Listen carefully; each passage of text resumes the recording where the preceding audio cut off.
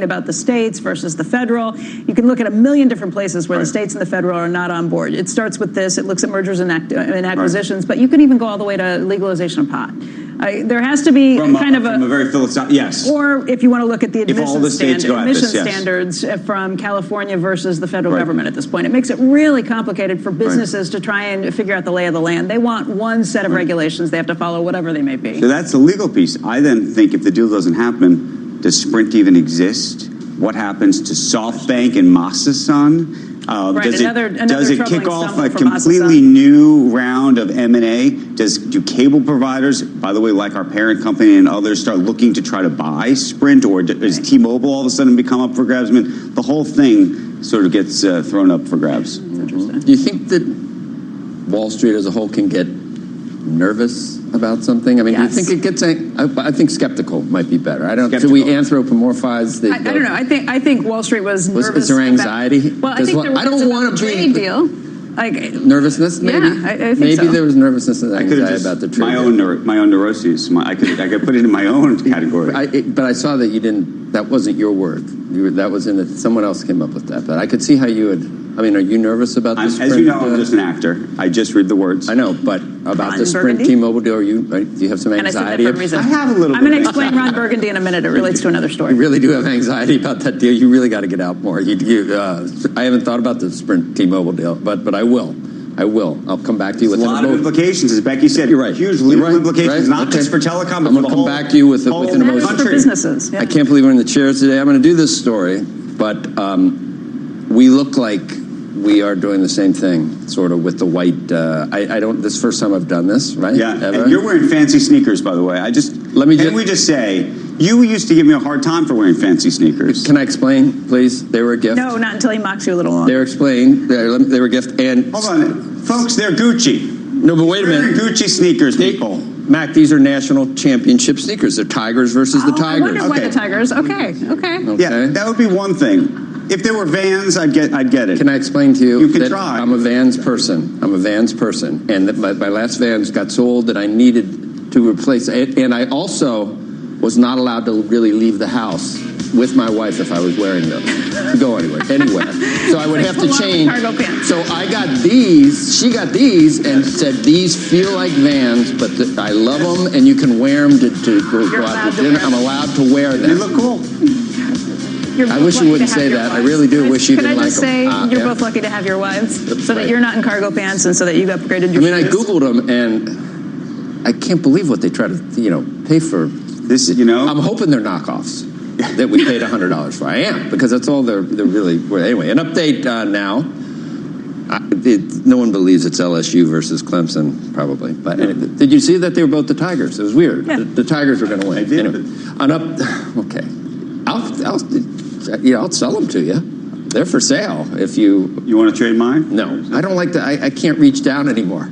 I can't. He doesn't like lace. I can touch my toes, but I have to bend my knees, unfortunately. Anyway, an update now on a story that we told you about on Monday about a Japanese billionaire search for a girlfriend to take to space. She's got to be 20.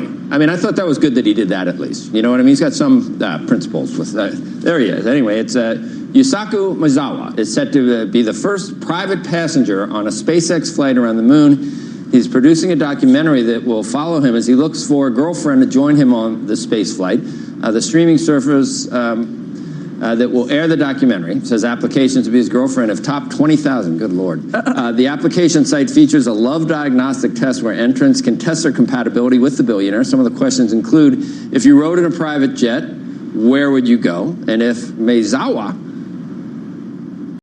farted in front of you, what would you say was one of the questions. If he's a billionaire, if it was a billionaire and you wanted to marry, you'd probably say, God, I love when you do that. That was a really good one. I don't know. I thought when it said what in the private jet. Reading the teleprompter. I'm reading it. I thought which seat, right? That's what I thought. Which seat would you sit in? That's what to make sure you're not at mine. Well, that depends on the second question. If where you want the person to sit, probably. Yeah. I don't think he's probably looking for somebody to say everything. I mean, it sounds crazy, but you know what goes on in my house and once again, I leave the room, but for a second I'm like Clockwork Orange. Is the Bachelor or the Bachelorette? Those people get married. I mean, they're on TV. It's a reality TV show. I know, but some of them actually find their life partner on a TV show, which seems to...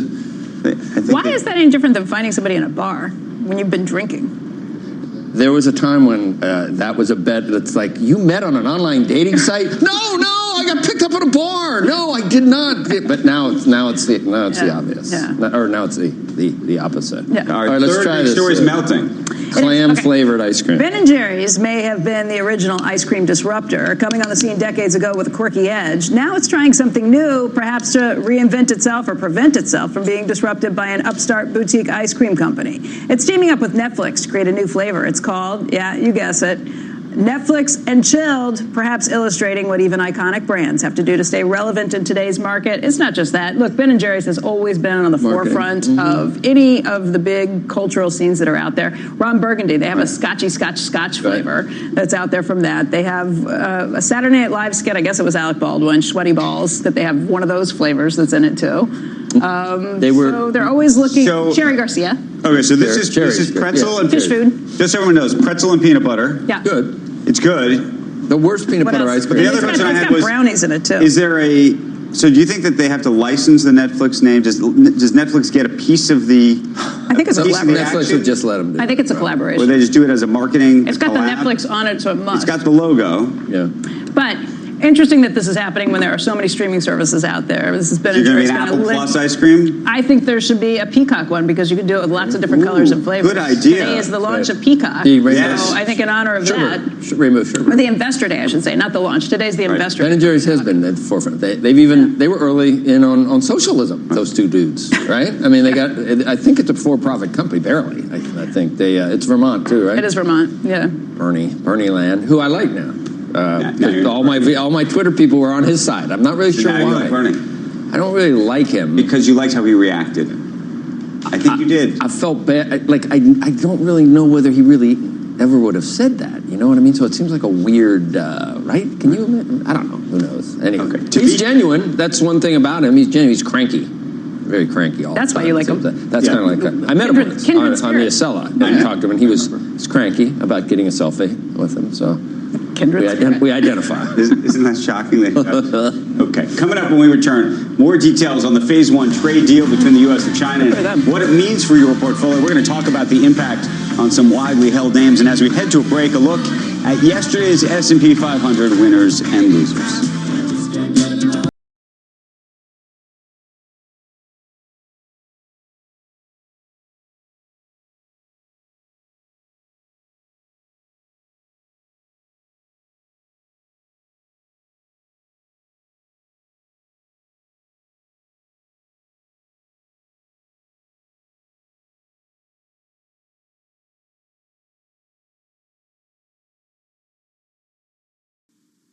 Chairs is brought to you by Lexus. Keys. Check. Phone. Check. 70s playlist downloaded? Check. Nice. There's one more thing you should check before you leave. Your travel. There's a new cycleway under construction between Kensington Olympia and Brentford Town Centre, so expect delays due to lane closures at the junction of Kew Bridge Road and Chiswick High Road. Plan ahead at tfl.gov.uk. To the Mayor of London and TfL, every journey matters. It's a new day. Grab the bull by the horns of ambition. There's two U's in future. Which do you want to be? Or leave the motivation to Vitality. With our health insurance, you could get the Apple Watch Series 5 to help set your goals. From just £99 up front with nothing more to pay if you stay active. Search Vitality Health. Life's better with Vitality. Upfront payment varies starting from £99, 18 plus selected models only. 24-month credit agreement, variable direct debit. Available on certain Vitality plans, minimum premiums, terms and exclusions apply. Chilly January days in London are tough enough without a broken boiler. Keep your home warm and working this winter with 2 years interest-free credit and your boiler installed by one of our expert engineers. Plus, you'll get a 5-year British Gas warranty. And we can even quote by video call after work or on weekends. Get a quote by the 29th of February, and you can also get £200 off a new boiler, or £400 off for our existing home care customers. Search British Gas New Boiler. Conditions apply. NFL Conference Championship Weekend is live on TuneIn, starting Sunday at 3:05 p.m. Eastern. Don't miss the Tennessee Titans and the Kansas City Chiefs in the AFC Championship. Gets to the goal line, in for the touchdown!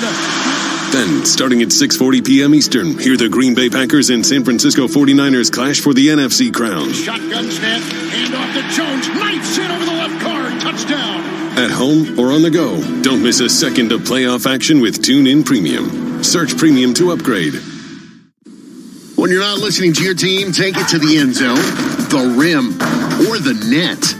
Keep up with the biggest moments in sports by following TuneIn on social media. Block, Cook into the end zone for the touchdown.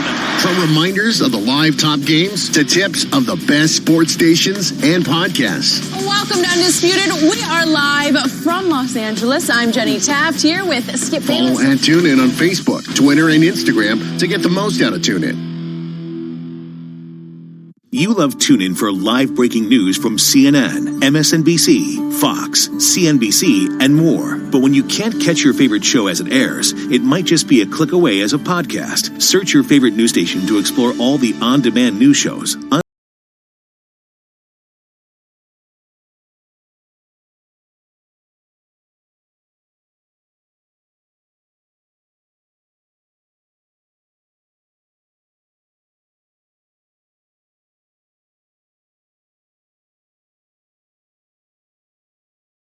NASDAQ market site in Times Square.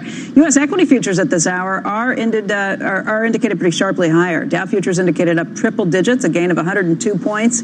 That would put the Dow at an intraday trading high as we open if we were to stick with these levels. Remember, yesterday the Dow and the S&P 500 closed at record levels. The Dow closed above 29,000 for the first time ever. NASDAQ's indicated up by about 47 points this morning. The S&P futures indicated up by about 14 points, and that would put both of those indexes at intraday trading highs too. A new chapter in economic relations between the United States and China is set to begin. In the past 24 hours, the world's two largest economies signed phase one of the trade deal. President Trump called it a sea change in international trade, and business groups applauded the agreement. Looks like the market's doing that right now, too. Kayla Tausche joins us. She has more on all of this. Kayla, good morning. Good morning, Becky. The deal ushers in a new period of calm between the U.S. and China, which the White House says will last so long as China enforces the deal and meets its purchase targets. China has pledged to buy $200 billion in agriculture, manufacturing, energy, and services products from customers previously denied access to the country's markets. Many of those companies and lawmakers representing states poised to benefit were in attendance yesterday at the White House signing, which was a jubilant event for U.S. officials as campaign season wraps up. While China's mood was more subdued, urging fair treatment by the U.S., Beijing had sought tariff rollback, but President Trump said that's not happening yet. I'm leaving them on because otherwise we have no cards to negotiate with, and negotiating with Leo is very tough. But they will all come off as soon as we finish phase two. The vice premier was standing by for those remarks. Ambassador Robert Lighthizer, the chief U.S. negotiator, said those phase two talks should start before the election. The deal takes effect in 30 days, and Lighthizer told reporters they should know sometime this spring whether China's following it. Becky?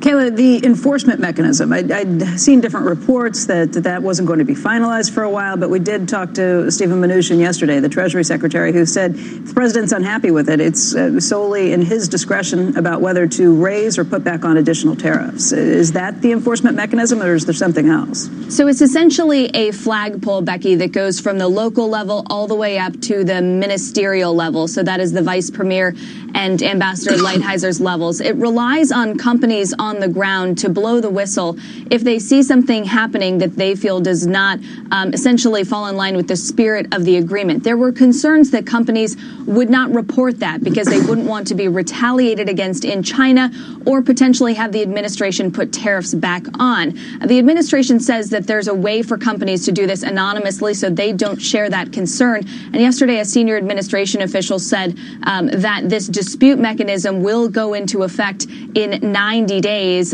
this channel for people to weigh in and companies to weigh in about whether this deal is working, and that the U.S. has the ability to put tariffs back on, and China can quit the agreement. But under this agreement, according to that official, China cannot put tariffs back on if it wants to retaliate. That's not in the cards here. All right, Kayla, thank you very much.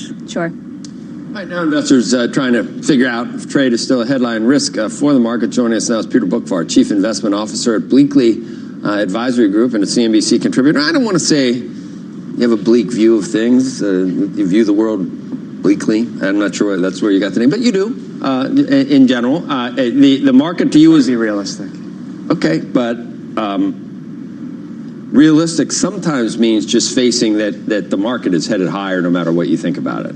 I mean, how long? Would it be years that you've sort of been suspect about valuation? But I'm still riding along. But you are. As a value investor, you could have rode harder, probably. Yeah, I'm not really a tech investor. You know, if I had more tech, then that would have helped. But anything good about things to buy? This deal yesterday, other than, I mean, was it like hitting your head against the wall? It feels good when it stops. Is that the best you can say about? No. I'm extremely happy with the IP protection. I mean, you are. So there is something in the deal for you. Well, yeah, that's not bleak. That's half full. That's pretty good. I have no problem, and I was glad that he challenged China. The only thing that I was against was using the tool of tariffs. I thought that there were other ways of going about challenging China, like what we did with ZTE and what we're doing with Huawei. That if we're accusing China of stealing our stuff... Don't do tariffs because that hurts us, but just to kind of shut them down on other ways? Well, if we're accusing them of stealing our stuff, let's go after the people that are stealing. We had ZTE on their knees. Look what we're doing with Huawei. Did you see Navarro's piece on don't sell short the tariffs? He wrote it yesterday. I did. He's going to be on. I mean, he made a lot of points of that. Not all economic situations are created equal in terms of the way tariffs are employed. And in this case, using certain, I guess, new economic models, that's why we are here right now with what might be a favorable outcome. The stock market... It could be. I mean, we'll never know. Maybe if you use the stock market as the thermometer for the effect of tariffs, that has not a barometer, if you will. That has not shown that it was a huge negative, even though there were, I guess there were some deleterious effects to certain businesses, certain manufacturing, and maybe uncertainty. But the market, all it's done is... No, the market's been incredible. You look at the 10-year yield, and let's use that as another market barometer.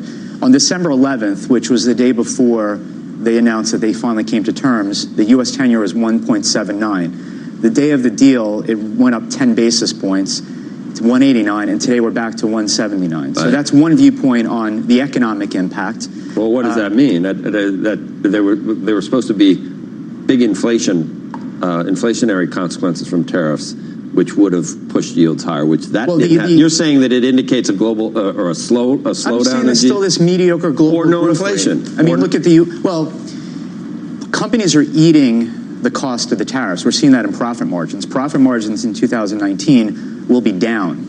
And that's the main reason why earnings will be down in 2019. Revenue growth was fine in 2019, or about 5%, but the decline in profit margins is offsetting that. Now, part of that is higher labor costs, no question, but there's some companies that have had to absorb these tariffs. So you're saying full-year S&P profits are what compared to 2018? They'll be down a touch, maybe 1% year over year. But look at the ISM manufacturing. In August 2018, when the tariffs really started to kick in, ISM was close to 61. We just printed a 47. Global trade is basically flatline. Capital spending is flatline. So there has been an economic impact. I think to deny that, I think, is mistaken. I'd rather see us grow 3% rather than 2%. And I think not using tariffs could have led us to grow at 3%. And getting back to my point earlier, if we're accusing China of stealing, and they clearly do, I see it firsthand, then you go after those that are stealing. I mean, the FBI, the CIA, every single day, they're going after Chinese that are stealing, corporate espionage and cyber attacks and all that stuff. And I just felt that would have been a more effective way, rather than using tariffs, damaging our own economy, damaging our own companies that are physically paying those tariffs, as a way of going about and challenging China, which I agreed with challenging China. Well, that's That's the question. The $50, $100 question is whether what we extracted adds to future GDP. Some people think it might with the USMCA. I think Mnuchin yesterday, I think it was he made the rounds. Yeah. But I think he said that combined USMCA and China trade could be 50, 60 basis points of GDP. Hope so. I hope we can get back to 2.5-ish plus. All right, Bleakley, Peter Bookvar. Still 5 things to buy. I know. Yeah. People always say that, though. I've been long, somewhere in the world. I mean, as the market has gone up, I have made money somewhat, but okay. I don't know in U.S. tech. I admit it. Coming up when we return, talking about U.S. tech. This isn't really tech, though. The delivery war is heating up. Companies like Uber Eats, Postmates, and DoorDash are heading into the new year hungry for growth, but they might soon be hitting some roadblocks. Plus, don't miss our big interview of the morning. Coming up at 8 a.m. Eastern Time, White House trade advisor Peter Navarro, never one to hold back. We're going to get his views on the trade deal, what he really thinks. And then a reminder, you can always watch us live. You can actually go do it right now if you got to head out to the office.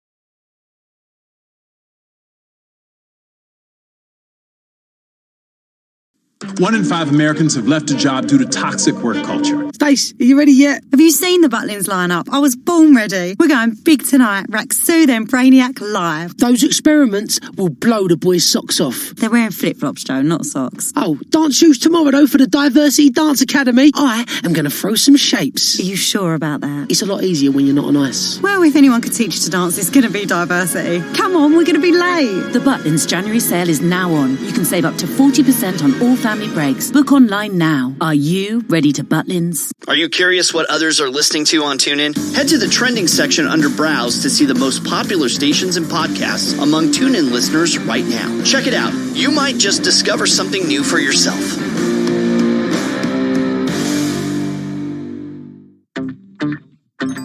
Smart Sports Wagering Talk is now on TuneIn. This is Brett Musburger. The Better Network is now on TuneIn. Search BETR. Be better informed. Be better prepared. And remember, cash and tickets is what it's all about. You love TuneIn for live breaking news from CNN, MSNBC, Fox, CNBC, and more. But when you can't catch your favorite show as it airs, it might just be a click away as a podcast. Search your favorite news station to explore all the on-demand news shows on TuneIn. The puck drops. 12 players face off to win. The suspense is pure torture, but you wouldn't miss this for the world. TuneIn brings you every minute of the NHL season. Listen live to hockey when it matters most on TuneIn.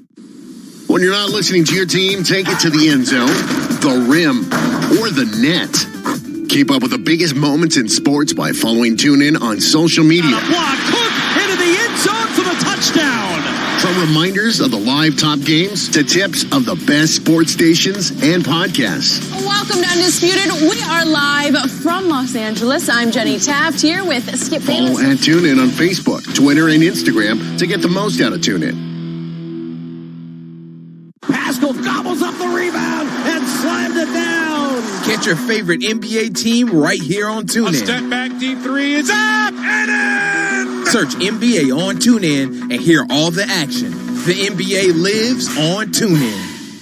Right now, instead of hearing this, you could be listening to the music that keeps you moving with TuneIn Premium. Find today's biggest songs and all of your favorites commercial-free. Visit TuneIn.com/premium to upgrade.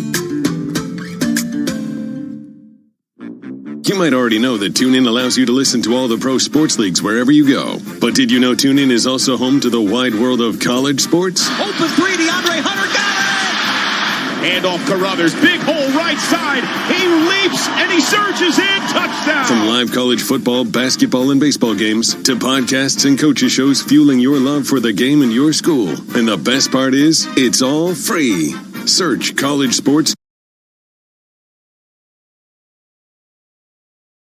to find your team or league.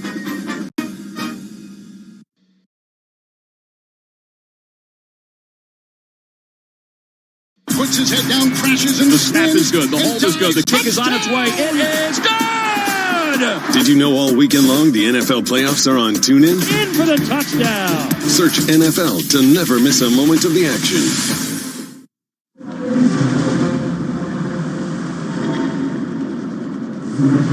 Welcome back to Squawk. Americans have a growing appetite for food delivery. Now, companies like Uber Eats, DoorDash, Postmates, and Grubhub, they've been the biggest players in the fast-growing industry, one that's also, though, facing a number of challenges. And that's the story that Frank Holland brings us this morning. Hey, good morning. Challenges, but also opportunities. The market for food delivery is projected to grow to $467 billion over the next 5 years, a 31% increase over now. But those estimates still only project 13% of restaurant spending being used for online food delivery. Today, we get an exclusive look at the growth of the 4 leading companies: DoorDash, Grubhub, Postmates, and Uber Eats. According to Second Measure, DoorDash captured 33% of the market in 2019, showing tremendous growth, 143% year over year. Grubhub, the leader in 2018, seeing only 4% growth, and the industry itself is growing. Use of these companies is projected to increase from 70% of online orders now to 85% by 2025. But there are other trends that could be troubling for an industry with thin margins and some companies that have yet to be profitable. While usage has increased double digits in each of the past 5 years, the growth of spending on orders continues to decline. And also, the use of aggregators could be a driver of that trend. A site called Food Boss allows users to choose services based on cost or speed for the restaurant of their choice. Think Expedia for food delivery.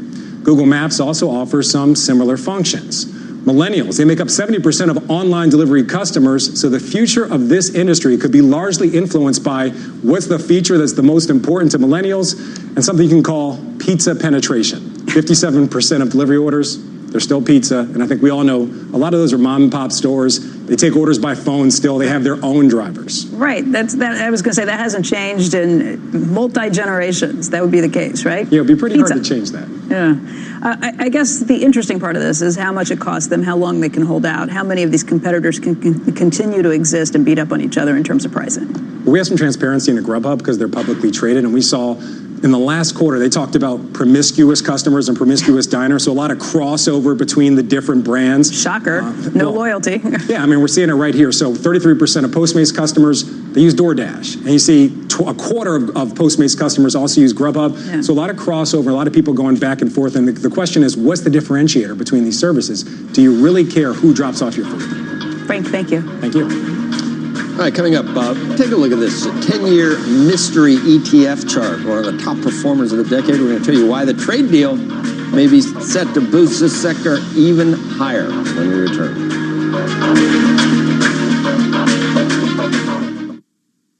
Executive Ed just... Welcome to Nuffield Health Battersea, a gym built around you.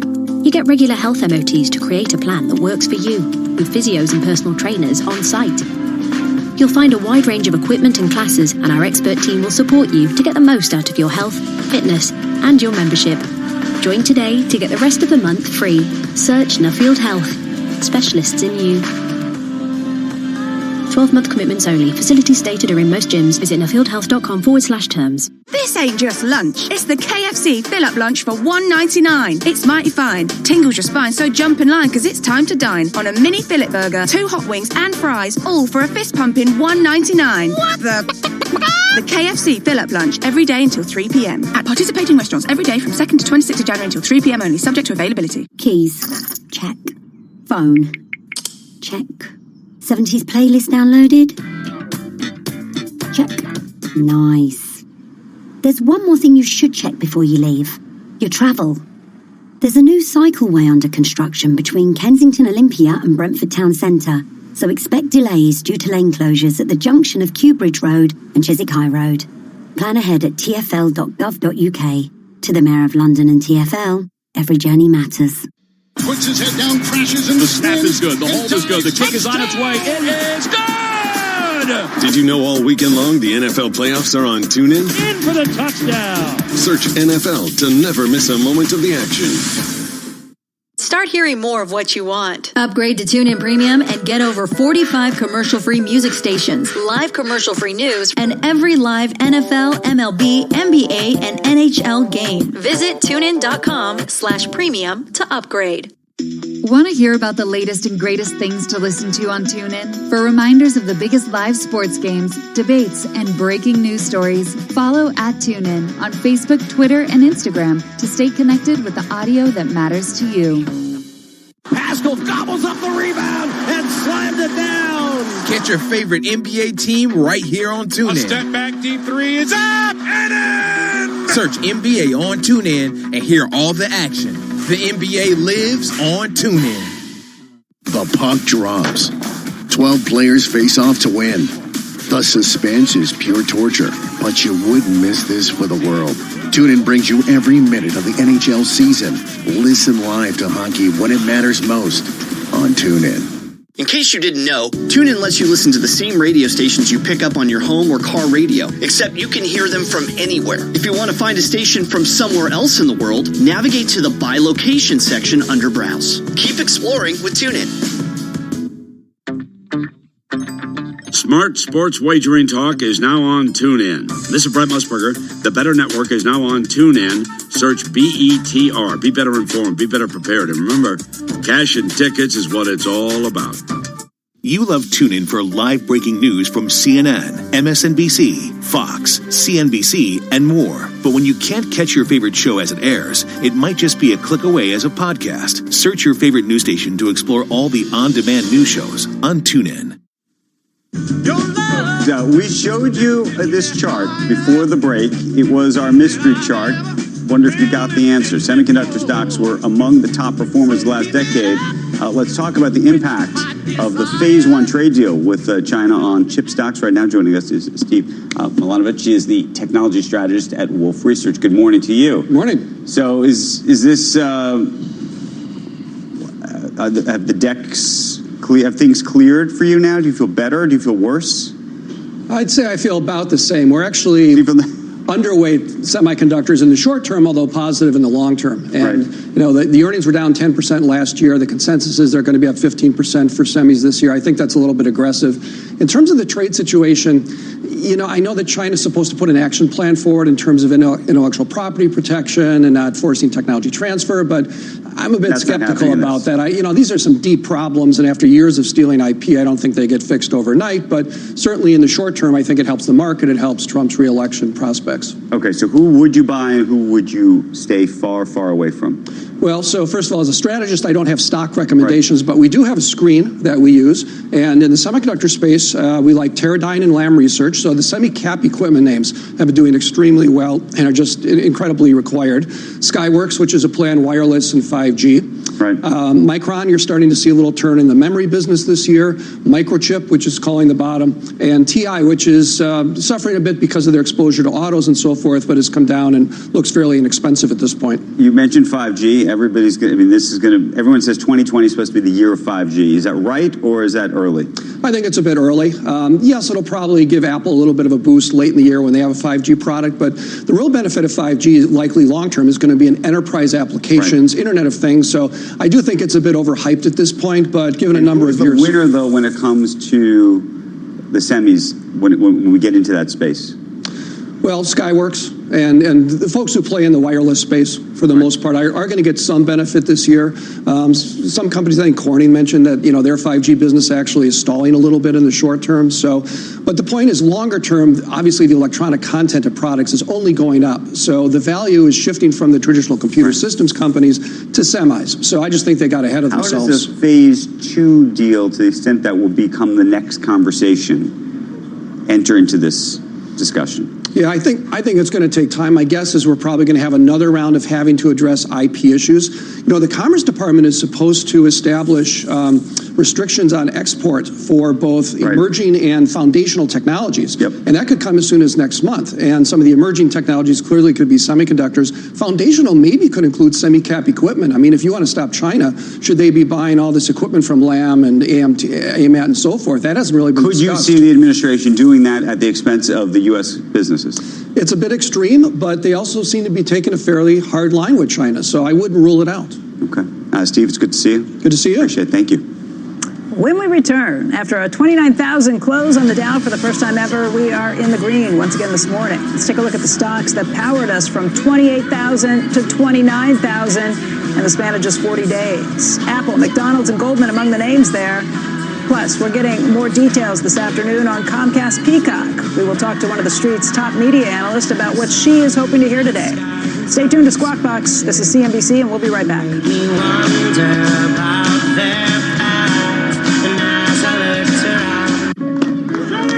Okay.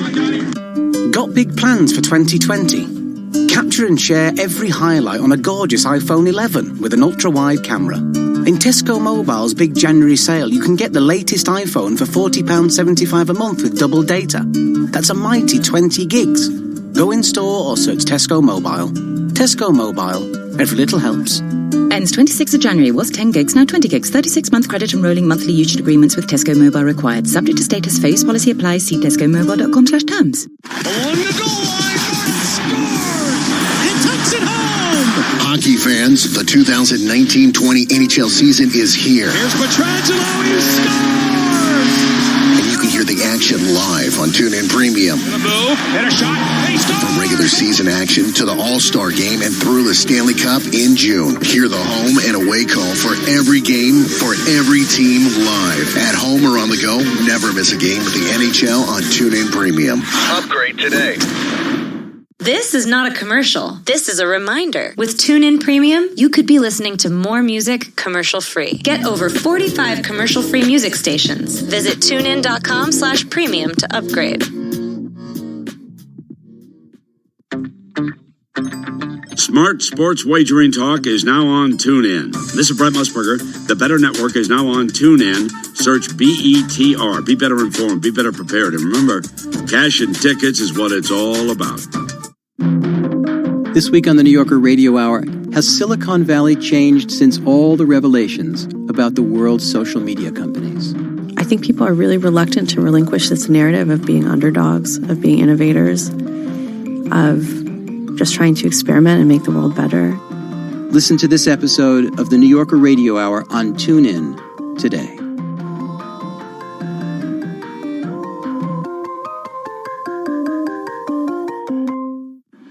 NFL Conference Championship Weekend is live on TuneIn, starting Sunday at 3:05 p.m. Eastern. Don't miss the Tennessee Titans and the Kansas City Chiefs in the AFC Championship. Gets to the goal line, in for the touchdown!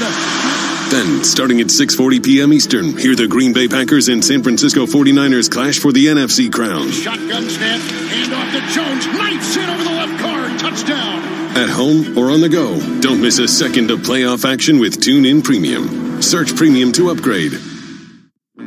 You might already know that TuneIn allows you to listen to all the pro sports leagues wherever you go. But did you know TuneIn is also home to the wide world of college sports? Open three, DeAndre Hunter got it! Hand off Carruthers, big hole right side. He leaps and he surges in, touchdown! From live college football, basketball, and baseball games to podcasts and coaches shows fueling your love for the game in your school. And the best part is, it's all free. Search college sports to find your team or league.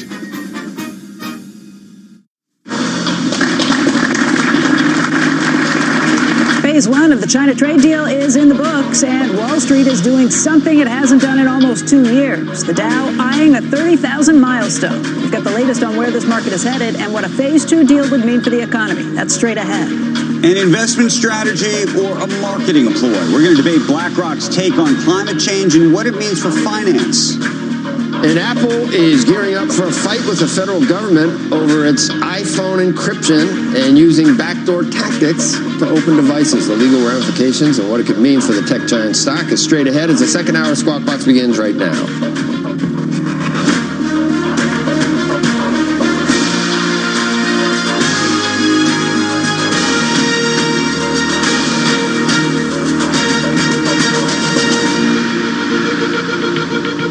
Good morning. Welcome back to Squawk Box right here on CNBC. I'm Andrew Ross Sorkin along with Becky Quick and Joe Kernan. Take a look at U.S. equity futures at this hour, 2.5 hours before the market opens, and it looks like it'll open in the green. Dow opening about 121 points higher. The S&P 500 looking to open about 16 points higher, and the NASDAQ looking to open about 54 points higher. Further gains. further gains. Right, after the gains we saw yesterday and we have seen for the last 40 days. Here's what's making headlines at this hour. We're going to get a fresh read on the holiday shopping season this morning with the government releasing December retail sales in just about 90 minutes' time. Economists are looking for an increase of 0.3%. Also ahead this morning, we've got earnings from Wall Street investment bank Morgan Stanley. Those results will be out in just a few minutes. Morgan Stanley is expected to earn 99 cents a share on revenue of $9.7 billion. Both of those measures up significantly from a year ago. We'll see if it matches with what we've seen from most of the other big banks so far. Tesla vehicle registrations in its key California market fell by nearly half during the fourth quarter compared to a year earlier. That drop comes amid a significant cut in federal tax credits for purchasers of Tesla's electric cars. Separately, Morgan Stanley downgraded the stock to underweight from equal weight, citing valuation and long-term risks to its China business. That stock is still trading above $500, $505, down about 2.6% this morning. Okay, we have some news just crossing on Southwest this morning. They are removing the Boeing 737 MAX now from their flight schedule through June 6th of this year. They're changing that date. It'll eliminate roughly 330 weekday flights from the schedule, and it's just another indication of the continued problems that Boeing has created and that the airlines are having to deal with. I think some of the other airlines have already. American Air just did it. American and United, I'm not sure where they stand right now, but it's probably just a reflection of not knowing what's going to happen with the FAA. There are no clear signals to suggest that we have any idea what the time frame is actually going to be. But if you're David Calhoun, what do you do? I mean, are you calling Gary and saying, please don't there was a major airline company. Who was it? I saw Carl tweeted about it, actually. There was an airline company yesterday. It was not one of the American ones, who said that they were glad that Dennis Muhlenberg had left as the CEO. So you probably have a little bit of space with the airlines at this point because they were so unhappy with the former CEO. Now you've got a little time to work with them. But look, Boeing's not going to be able to tell them when the plane's back because it's not Boeing's call at this point. It's that's the second time I've seen June. And you probably didn't see the signing ceremony yesterday. The front and center, first row. Right. David Calhoun. David Calhoun. Yeah. That's important. I saw the UPS guy. He's got to be across because that had been one of the questions. China buying additional Boeing or buying Boeing planes. Yeah. There had been speculation. I think Eunice told us that they didn't want to buy any of the 737 MAXs right now. But if you're going to hit those purchase targets, it probably would require you to buy some Boeing planes. President Trump calls him the great Lou Dobbs, sitting right in the front row, which is kind of weird. Lou Dobbs was sitting there? Yeah, right in front row. Did you see, where was the... Navarro was walking around. He's going to be on today. Did you see the thing apparently he said to Mary Erdos at JP Morgan? No. Will you say thank you, Mr. President, at least? Who said this? Apparently the president says to Mary Erdos of JP Morgan, will you say thank you, Mr. President, at least? Meaning for like what's happened, like basically like... In the third person? Yes, in the third person. And there was a whole sort of back and forth with Ken Griffin. Ken Griffin, that was quite funny. Okay, meanwhile, what'd you say? Kevin Warsh. Kevin Warsh? Yeah, he criticized that. He said, I wish I would have picked you as chairman. Did he say that too? That to Kevin Warsh? Yeah. We got to get Kevin Warsh on. We got to get all these lines together. Was this on film? I don't know. Okay. You know, you're allowed to say whatever you want when you're the president. The U.S. and China have entered a new chapter in their economic relationship now that phase one of the trade deal has been signed. China has made substantial and enforceable commitments regarding the protection of American ideas, trade secrets, patents, and trademarks. But they're doing many more things in phase one than anyone thought possible. But questions remain about the economic impact of the deal, and our own Steve Leisman, now officially being introduced here, joins us. This is with more than just the gossip behind the scenes. A really complicated deal to game out, but views on the phase one deal that I'm reading so far range from guarded optimism to outright skepticism. Let's take a look at the good and the bad. Most tariffs remain in place. Almost every economic report I've read starts with that fact, the idea that those tariffs are still there. China will be upping purchases of U.S. goods. Questions about how that works in the U.S. economy. Confidence and CapEx could both rebound over time as a result. However, tariffs can be reimposed, so maybe there's some limit to how much confidence comes back. On the upside, this deal looks like it's a step towards freer and fairer trade with this dispute resolution in there. Barclays writes this is interesting to me. The reduction in U.S. tariffs is fairly minimal and raises the risk that trade volumes between the U.S. and China continue to slow. And business spending by U.S. firms remains subdued. The absence of a further escalation in protectionism is likely to have some benefits for business and household confidence. Because the tariffs remain in place and Chinese purchases may not all represent new business for U.S. firms, not seeing much in the way of upgrades to the GDP for the United States. Some forecasts are upping it by 0.2 this year and 0.1 next. The GDP story in 2020 is going to be this: continued negative effects of those tariffs from last year working their way through the economy against the potential upside of the Phase 1 deal, Andrew. Okay. Thank you, Steve. And we should say a program, we know you don't want to miss this. At the top of the 8 a.m. hour, White House Trade Advisor Peter Navarro will be our special guest. Never one to hold back. What's your big question for him, Steve, by the way? On the spot here a little bit, Andrew, I would ask him about the idea that he made this big deal about steel tariffs having this big effect. I looked at steel employment in the steel industries. They're all negative. You have not had the bounce. There were some news about layoffs in the steel industry. Layoffs in the steel industry. He says this has been a big win for the U.S. economy in terms of this. I would ask him if he's happy now. I think Navarro won the day here. Because, and look, depending upon your orientation here, the president may have negotiated the best trade deal in the world in the sense that he changed the facts on the ground.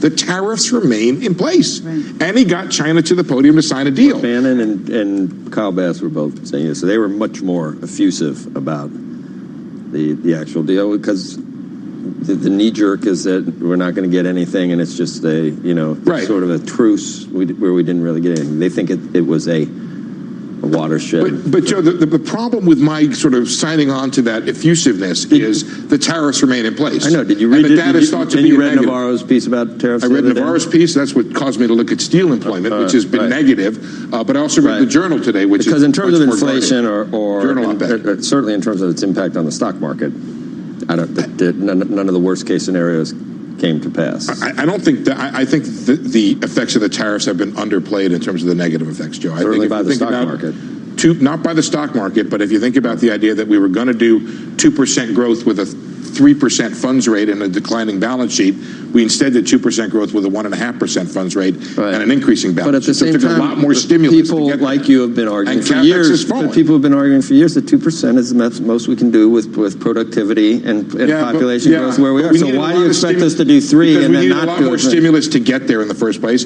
and manufacturing has. But we can't. You're saying that the best we can do is 2%. Yeah. Okay, so when we do 2%, that shouldn't surprise you because you said that was the best we can do. I actually had said, Joe, we can do better. Okay, maybe 2.5. All right. That's what I said. Yeah. All right, the Dow. Maybe we'll get back there. Maybe there's something in the USMCA and China now that gets us back there, and we stay. Maybe that could be. Maybe Greg was having a heart attack in the back because we're talking. He was talking right at the top of the hour. We barely got started, and he was involving himself. We love Matt. In the production of the show, like he has a right to do that as producer. Anyway, the Dow and S&P 500 both closing at record levels. Let's find out what investors should focus on next. Joining us now is Greg Hahn, President and Chief Investment Officer, Winthrop Capital Management, and David Lebovich. He is Global Market Strategist, JP Morgan Asset Management. You have a muted response to the whole deal, David. You've been kind of muted for a while, right? Well, I think that part of the reason that we've been a little bit guarded is because we really didn't get any new information. There were really no new surprises in what was finally signed, sealed, and delivered yesterday. It was very much in the price, and our view was that it was in the price. And so rather than speculating on potential upside stemming from the deal, which obviously didn't materialize, we were just more focused on the fundamentals, 2% growth, what's going on with earnings, what's going on with wages, and what's that impact on margins. And, as we kick off the fourth quarter earnings season here, I think the most important thing to keep an eye on, look, if you look at operating earnings, you're going to see a big bounce back. If you look at pro forma, it's going to be about flat. The big thing that we're looking at is what does guidance look like for 2020? Can companies defend their margins? Can they continue to generate earnings growth? Because I think if the fundamentals begin to wane a bit, that's going to call some of the trajectory of the market into question. You weren't thinking we'd do 25, 30% last year, I don't think. Did you? Well, I thought last year was going to be a good year. Purely high single digits? North of 20. If you just look at the re-rating and multiples into the end of the year, a simple return to where we were before the big sell-off would have given us 20%. Was I surprised that we went all the way up to 30? That caught me a bit off guard. But given the way that the Fed played out and given the way that U.S.-China trade played out, I think that created that additional upside that we were able to capture in. How's 2020 look for you, Greg? 2020 is going to be a challenge. With the multiple expansion that we saw in 2019, to go To go further from here, we see about 5% earnings growth in the S&P 500. The current multiple, we're probably at 3,300. In fixed income, we're still using fixed income in our asset allocation, so that's our safety net. So flat this year then. We 3289 is where the S&P is. You're expecting 3,300? We're looking at a market that is fully valued, has fully discounted all of the good news that's out there, and we're putting conservative. Do you have a price target last year? Yeah. What was it last year? We did it off of a 16 multiple though, so it was lower. How much lower? We were down probably 15%. This was a reluctant rally for us.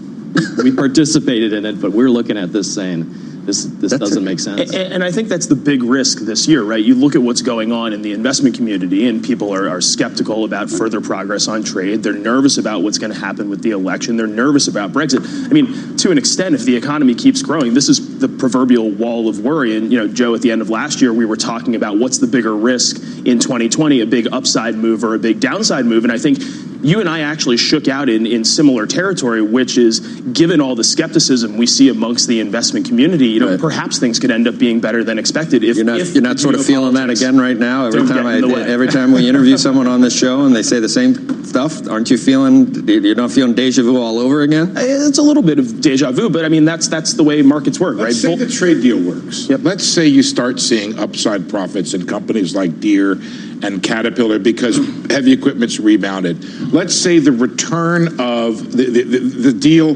clears the way for CapEx to come back, and you start seeing added flows between the China and the U.S. Add to that, you see an improved global economy because we had an analyst earlier think that's an excellent point. Who picked Chevron as a pick because he thinks demand is going to go up as the world economy. And by extension of that, my question is, spin the upside, layer in Becky's very important addition here. You get this change in the outlook for global growth. Yep. Is your forecast incorporate that, or are you sort of discounting that there is no upside here? So I think there's upside, and we just use the PMIs as kind of a rough gauge. I think we can get back north of 50 if the global economy starts firing. The point that I would make in addition to what Becky said is if the global economy gets better, the dollar gets weaker. That's even more of a tailwind for U.S. corporate profits. So if the global economy begins firing, I think that there is some headroom for profits to move higher than people expect. Okay. It's amazing. What is it, January 16th or something? Because right at the beginning of the year we said, well, the unknown unknowns, like something in Iran could happen. And it's January 16th and it already happened, and no one knows what's going to happen, obviously. But we went through something already, and we are above 29,000. David and Greg, thank you. When we come back, earnings from Morgan Stanley, plus Comcast meeting with investors today ahead of its launch of its streaming service, Peacock. We will talk about streaming and the landscape right after the break. Squawk Box will be right back.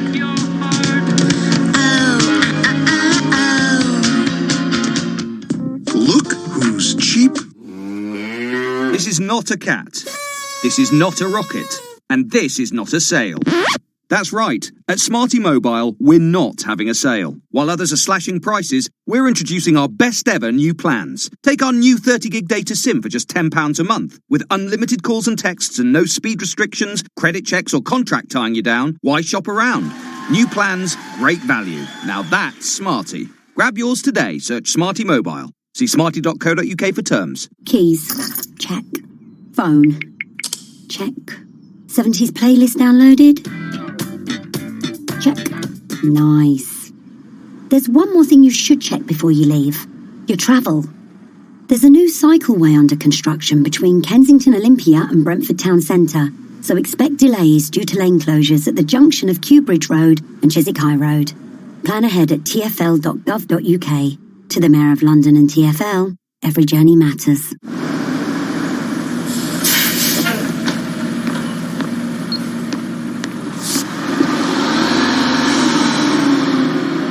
This is the sound of a Halifax customer who used to worry he wasn't saving enough, but is now saving the change every time he hops on a bus.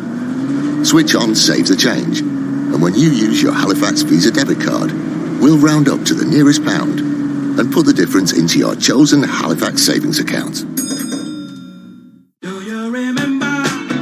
Here at Tesco, we're celebrating over 100 years of great value with even more great prices that take you back. Like a 4-pack of Magnum Classic ice creams, now half price, from £3.20 to just £1.60, all this week at Tesco. Selected larger stores subject to availability. Offer ends 27th of January. Hello, I'm Nat Coombs from ESPN's The Nat Coombs Show, which admittedly is 1 out of 10 for original podcast name, but 10 out of 10 for NFL chat. Every week, we're dropping 4 episodes with an all-pro lineup of terrific guests, journalists, comedians, players, coaches, you name it, all getting you up to speed with everything gridiron. The Nat Coombs Show, American football, British accent. Add to your favourites and listen on TuneIn.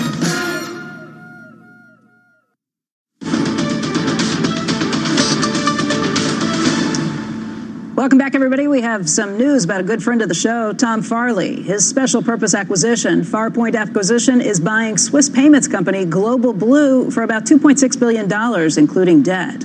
Global Blue processes transactions for international shoppers, letting them buy goods tax-free.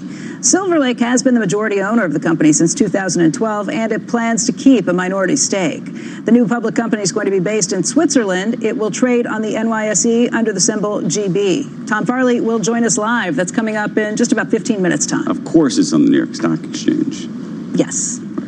Former head of the NYSE. Right. Morgan Stanley, earnings are out. Wilfred Frost has the numbers. Hey, Wilf.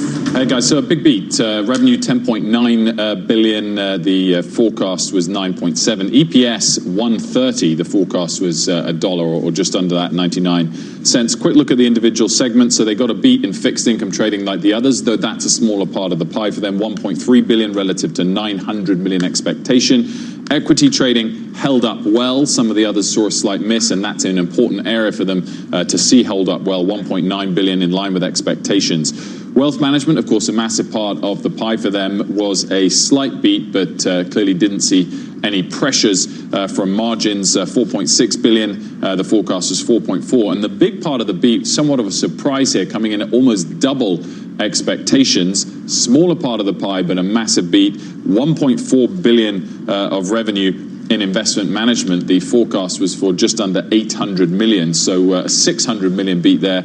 Pretty impressive. The release talking about AUM, assets under management, being up 20%. Strong net flows they talk about, so not just the market performing well, that they had net inflows over the course of the quarter, year over year, and also high performance fees.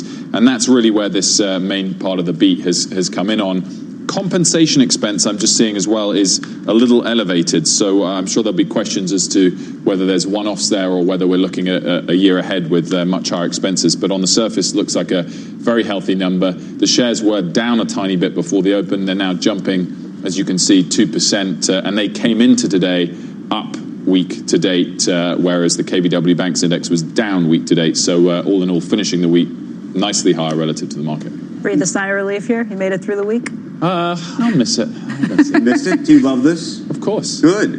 Yeah, what do you think, having looked at all these banks? Is there a takeaway that we can kind of spread on all of them? I mean, the interesting thing as they came out is that it's been much more stock specific than perhaps past quarters, where general themes have been at play.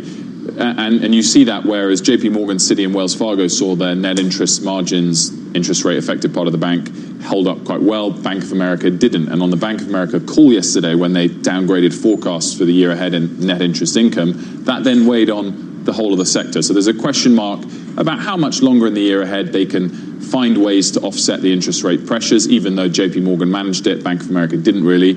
And then, investment management, as we're seeing here, doing well because markets are high.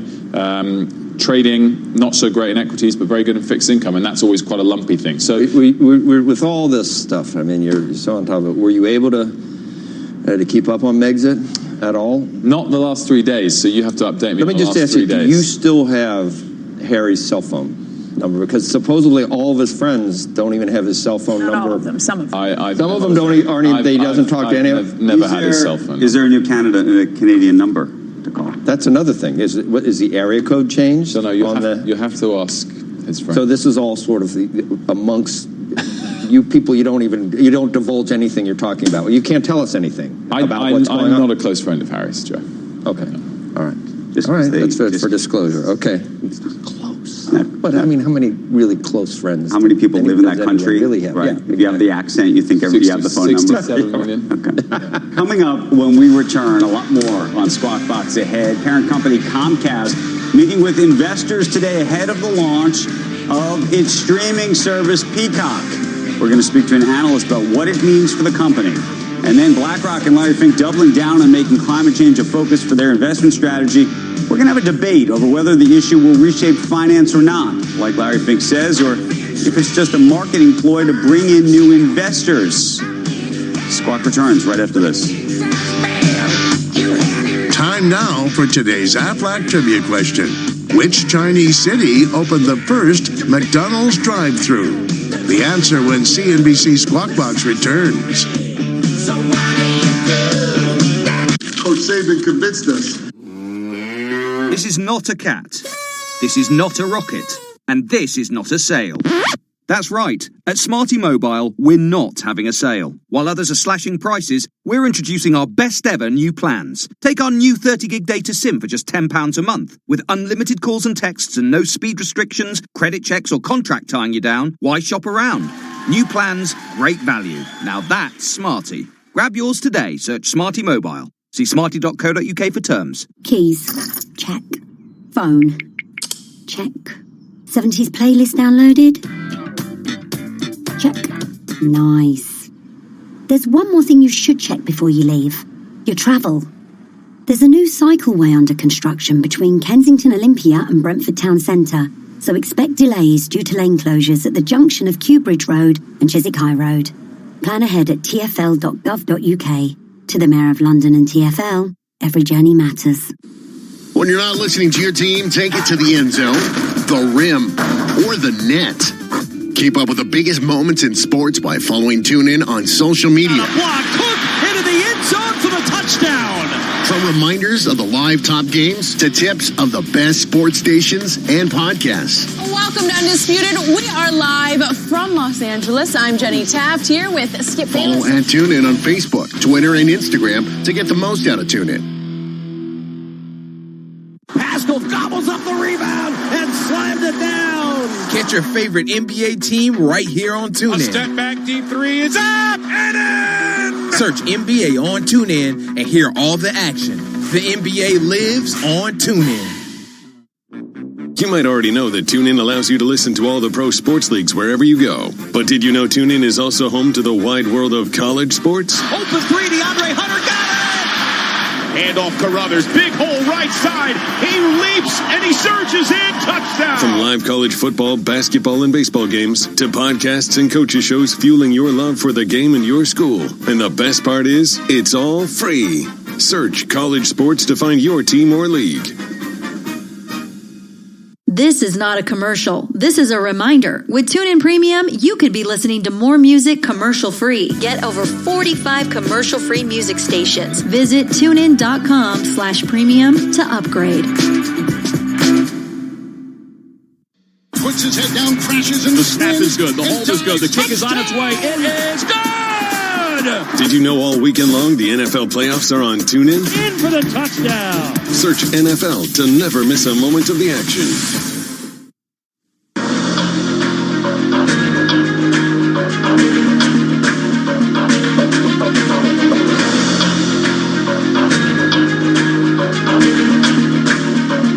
Now the answer to today's Aflac trivia question. Which Chinese city opened the first McDonald's drive-thru? The answer, Beijing. Welcome back, everybody. CNBC's parent company Comcast is getting ready to enter the streaming wars. Today, we're going to find out more about its new Peacock service during the company's Investor Day. Here's what we know right now. The service is scheduled to launch in April, and unlike competing services, it's going to be ad-supported. Comcast is expected to spend $2 billion over the next 2 years on content and marketing. We're joined right now by Jessica Reif-Ehrlich. She is Senior U.S. Media and Entertainment Analyst at Bank of America Securities. And Jessica, it's great to see you today. Thank you. Thanks for having me. All right, so what do you want to learn today?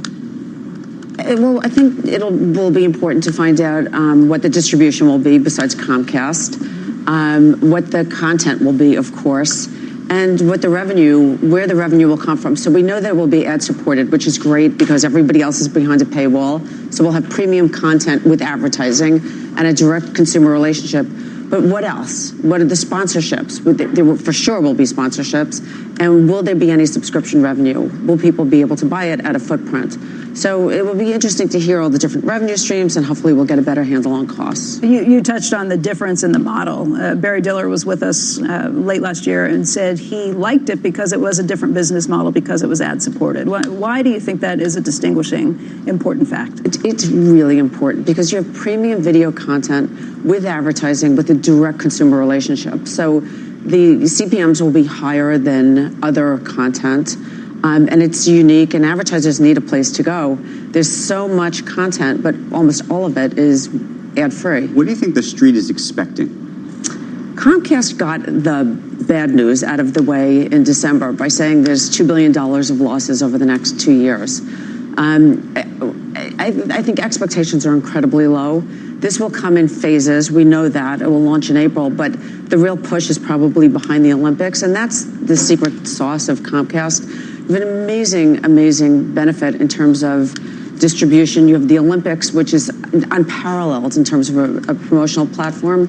And of course, there's Comcast Symphony. Right. So you get the resources of the whole company behind it, which is really unique. In terms of cost, how much do you want them to spend to be competitive relative to the fact that obviously Netflix is spending a small fortune, and now you have Disney everybody's spending a small fortune.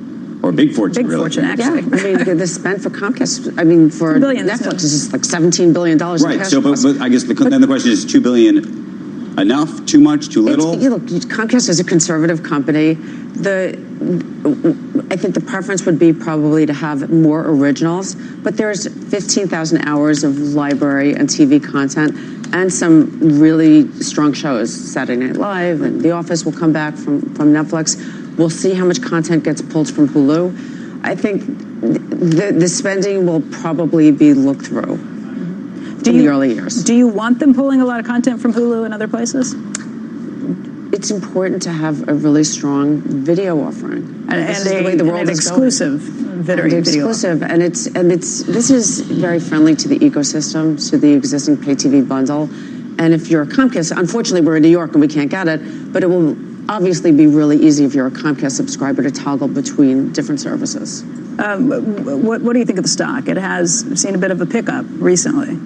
Yes, but our price target is $58, which is almost 30% above current levels. We think there's still a long way to go.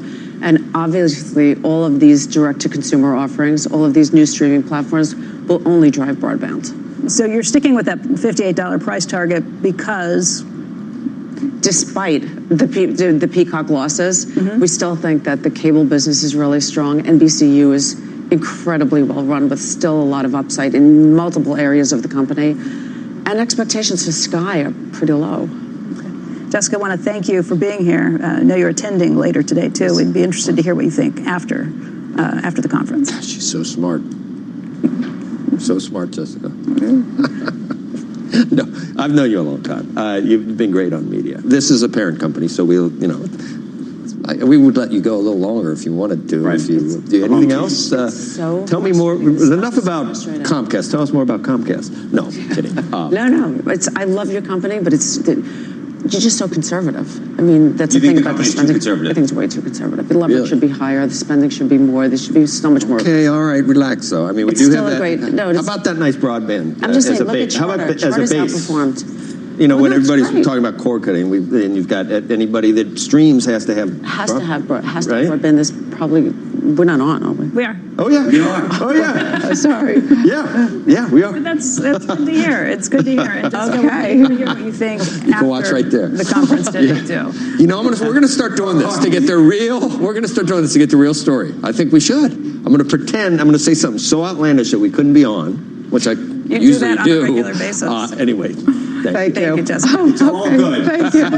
Don't worry. Today, we will we'll debate BlackRock and its new investment strategy, Larry Fink's theory that climate change will reshape finance and the way people invest. And then Apple gearing up for a fight with the federal government over opening iPhones for law enforcement and other issues. We're going to talk about that, what that could mean for the tech giant. Also coming up at the top of the hour, President Trump signing phase 1 of the trade deal with China. So what comes next? White House trade advisor Peter Navarro will join us. Squawk Box will be right back.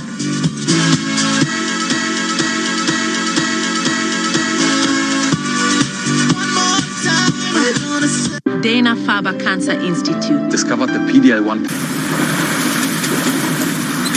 Take the helm and ignite your spirit of adventure with a Sunsail holiday. Relax on a skippered yacht from sunny St. Lucia to the nutmeg-scented shores of Grenada. Or take charge with a bareboat charter along Dubrovnik's glittering coastline. With up to 20% off selected destinations, now is the time to book your Sunsail adventure. Sunsail. See the world differently. I used to be a bit of a rubbish sleeper. I'd toss and turn all night, and somehow I could never find the comfy bit of the mattress. It was a proper nightmare. That's what brought me here, testing mattresses in the Which Test Lab. We use a custom-made barrel rolling machine to simulate a decade's worth of use. And the mattresses that perform best are the only ones we recommend for your bedroom. Which tests harder so you can buy smarter. Visit which.co.uk. This is a live message from the Survivalist Network. There are reports of an impending zombie apocalypse reaching London.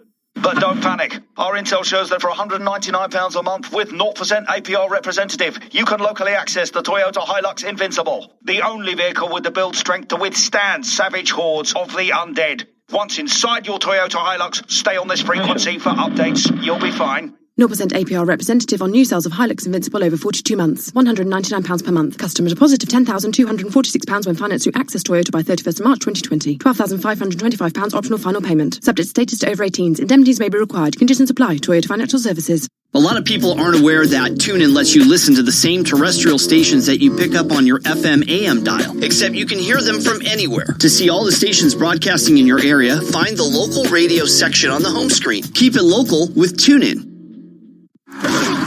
Hey, NFL fan, can't watch the game? Can't be there? No biggie. With your TuneIn Premium membership, you already have an all-access pass to every team and every game in the league. Amazing, right? Steps up, floats it towards, at the goal line, it's intercepted! Listen live as the action unfolds or on demand when you can. Anytime, anywhere, all season long. Right side, it is caught, it is in for the right side for the touchdown to Keenan. Search NFL today.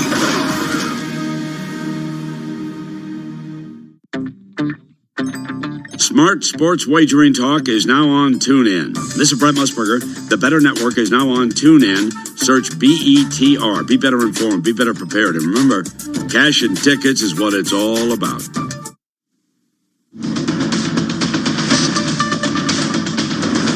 Welcome back, everybody. Farpoint Acquisition purchasing Swiss payments company Global Blue for $2.6 billion, including debt. The fintech company processes transactions for international shoppers and has been majority owned by private equity firm Silver Lake since 2012. Silver Lake is going to be keeping a minority stake in this.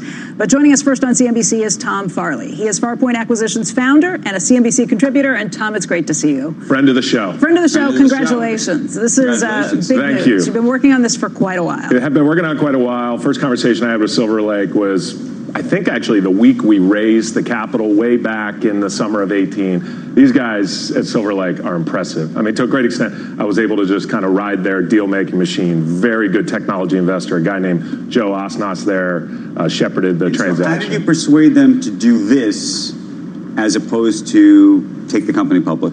So in a more traditional way. They, you know, if I can kind of toot the Farpoint horn, they saw an opportunity to partner with us. They thought it could be helpful. The team of me as chairman, but equally important, or more important, the CEO, Jacques Cern, who runs the business today, has run the business for 4 years, previously public market executive of Edenred, did a great job for investors there. Silver Lake thought that for the next leg, this was an opportunity to really create value for the business. I think it's probably important that Silver Lake is keeping a stake in the company, too. That speaks volumes about their confidence in what happens next. Well, also, they've owned it for 8 years. So you guys know the private equity model is you invest and you got to get the dough back and you give it back to their investors. And so they're going to be in with a 40% stake. They're not selling out. They don't run for the hills. They're excited about the next chapter. Dan Loeb is putting more money in through Third Point. You have Alibaba and Financial. Yeah, it's really an all-star cast. So there's $1 billion of equity going in the business.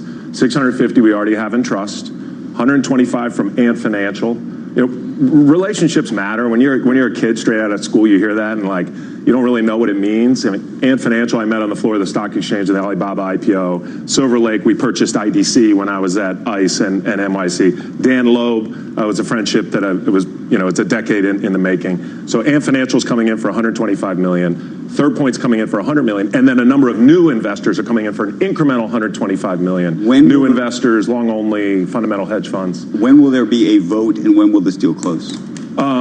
The vote comes at the end of the process. Right. So this is a little odd. Typically with SPACs, and when I say typically, every time that I know of, the vote is yes because of the way SPACs are structured. But you have to go through the approvals process with the SEC. It takes 2.5 to 3 months. Okay. So think kind of maybe mid-April, but that's just an estimate. Please don't rely on that. Why Global Blue? What did you like about the company? So what Global Blue does basically is what Jacques has done is digitize the VAT refund business. So Americans aren't even that familiar with VAT. In a nutshell, VAT is value-added tax. 40 years ago, there were no VAT regimes anywhere in the world. Today, there's 170. 80 of them allow you to get a refund if you're a foreigner. And so Global Blue refunds the tourist who's traveling to France and buying an Hermes scarf, if you will. They have 70% market share. They're digitizing that process. And the thing I love about the business, to answer your question directly, is as the emerging market economies grow, more middle class, more rich people, what do they want to do?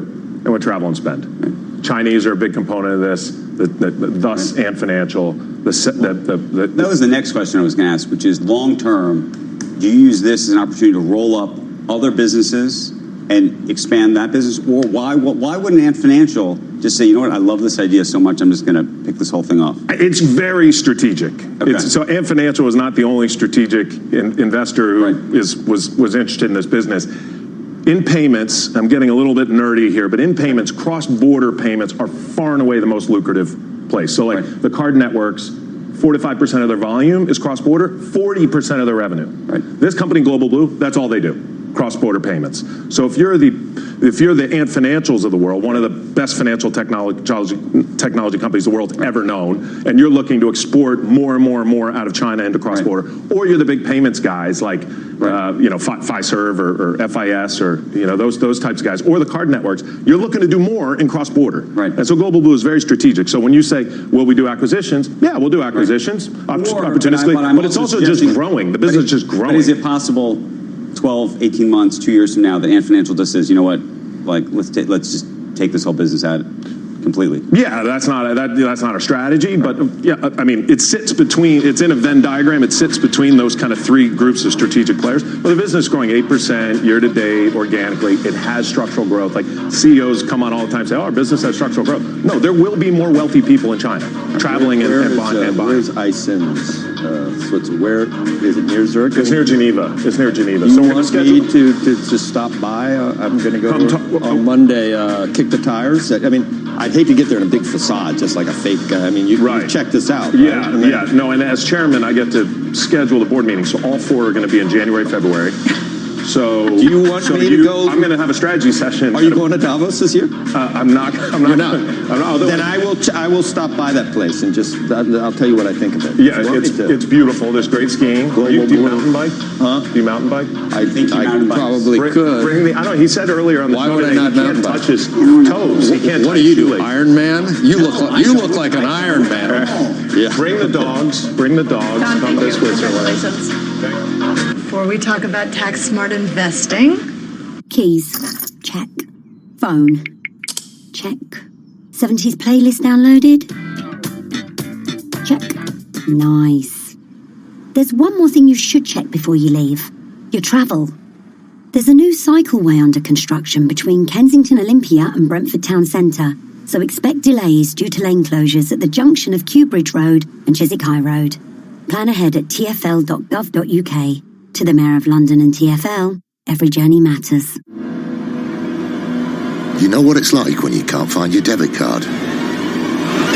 Panic. That's what it's like. Until you realise, as a Halifax Visa debit card holder, that you can freeze your card on the spot. Control your Halifax Visa debit card with the Halifax mobile app. Easy as. You can only freeze certain transaction types. Terms and conditions apply. Here at Tesco, we're celebrating over 100 years of great value, with even more great prices that take you back. Like a 6-pack of apples, from 69p to just 49p. All this week at Tesco. Selected larger stores, subject to availability, offer ends 20th of January. Like what you're listening to? Want to make getting back to it easier? Use the favorite button to keep track of the stations and podcasts you love on TuneIn. Just tap or click the heart icon to add it to your favorites. Then find all your go-to audio under the Favorites tab. Pretty easy, right? Upgrade to TuneIn Premium and get over 45 commercial-free music stations. You'll also get live commercial-free news, plus live play-by-play games from NFL, MLB, NBA, and NHL. Visit TuneIn.com/premium to upgrade. Pascal gobbles up the rebound and slams it down. Get your favorite NBA team right here on TuneIn. A step back deep three is up and in. Search NBA on TuneIn and hear all the action. The NBA lives on TuneIn. Hello, I'm Nat Coombs from ESPN's The Nat Coombs Show, which admittedly is 1 out of 10 for original podcast name, but 10 out of 10 for NFL chat. Every week, we're dropping 4 episodes with an all-pro lineup of terrific guests, journalists, comedians, players, coaches, you name it, all getting you up to speed with everything gridiron. The Nat Coombs Show, American football, British accent. Add to your favourites and listen on TuneIn. Welcome back to Squawk Box. BlackRock shaking up the business world with that decision earlier this week to make sustainability the focus of its investment strategy. I spoke with Larry Fink about why, as the world's largest asset manager, he decided to make what he's calling a fundamental shift. We believe a portfolio that focuses on sustainability and climate change will be a portfolio that outperforms. So the main component of the letter is saying this is going to be a great investment over the next 10 years. Joining us right now is Hal Lambert. He's the founder and CEO of Point Bridge Capital, and Ken Taubes, he's the chief investment officer of Amundi Pioneer Investment Management, one of the first movers on the ESG investment criteria. Hal, I want to start with you. You think that Larry Fink is making the wrong decision here? Well, what the American people need to understand is that there's been a war going on against American companies for at least the past 20 years. It started with a small group of left-wing agitators. It's mushroomed into hundreds of 501c3 companies funded by the usual sources that have gone after the boards of these companies to try to effect policy changes that they can't get passed legislatively through Congress or through state legislators that conform to their view of the world. And let me tell you, they're winning. There's only a couple of groups on the right that are pushing back on this. So while the rest of America's gone to work every day trying to pay their bills, companies have adopted new policies, these social responsibility policies, and now they're using those policies to implement things like defunding, Congress people that don't agree with those positions, trade organizations that don't agree with the positions. And let me tell you, these left-wing groups they don't care at all about the profitability of these companies. They only care about what's happening in their social responsibility world. So yes, I think Larry Fink is making a mistake.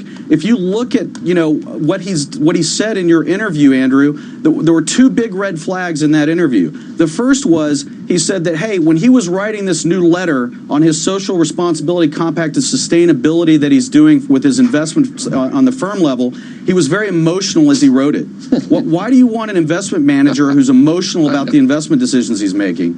The second red flag on this was that you asked him, and this is the biggest one, you asked him about ERISA's mandate that you have to focus on the profitability of creating the highest investment returns for your investors. And he said, yes, he knows about that. He wishes he could change it.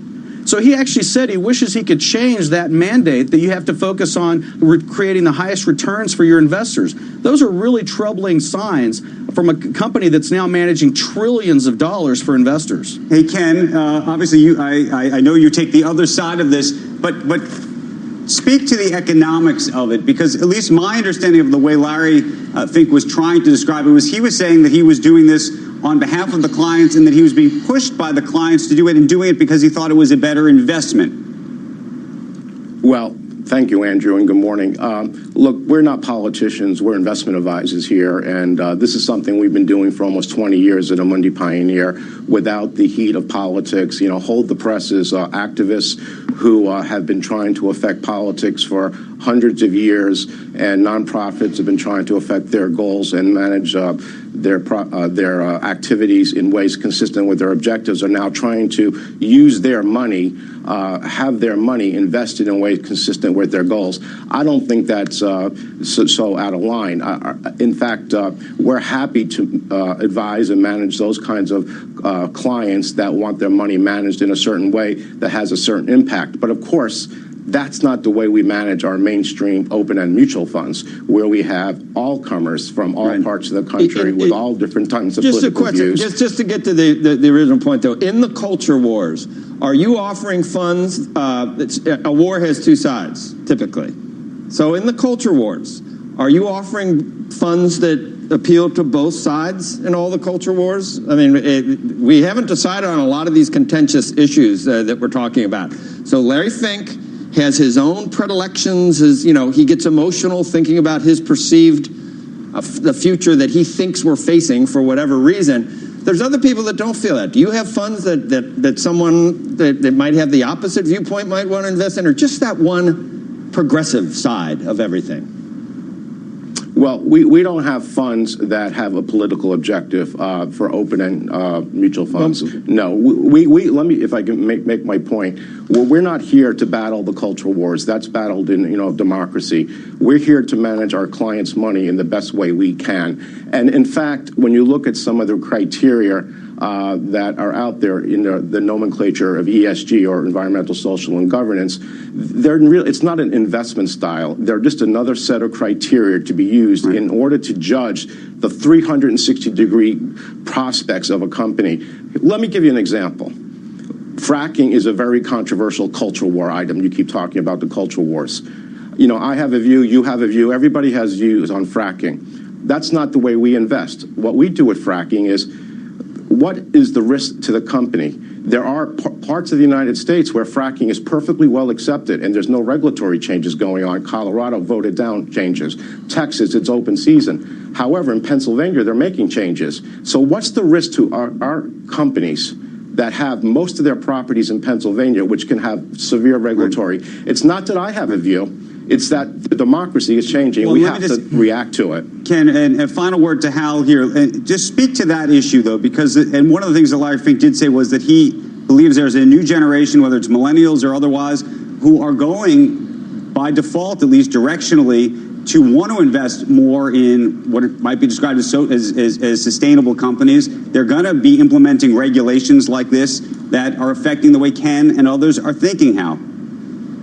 Well, that may be, but there are millions of Americans that don't have that view. And, when you asked Larry Fink in your interview about those people that don't share that view, he didn't have a very good answer, because what do you do? He said, we'll work for them too, but only if you have, hundreds of millions of dollars that you can do a separate account with? All their funds appear to be going towards sustainable investing, which many people don't agree with. So what do you do then? Are you going to have to move your money out of BlackRock if you don't agree with that investment approach? Because I don't see an alternative to that. And look, this is much deeper than trying to pick a fracking company or not a fracking company.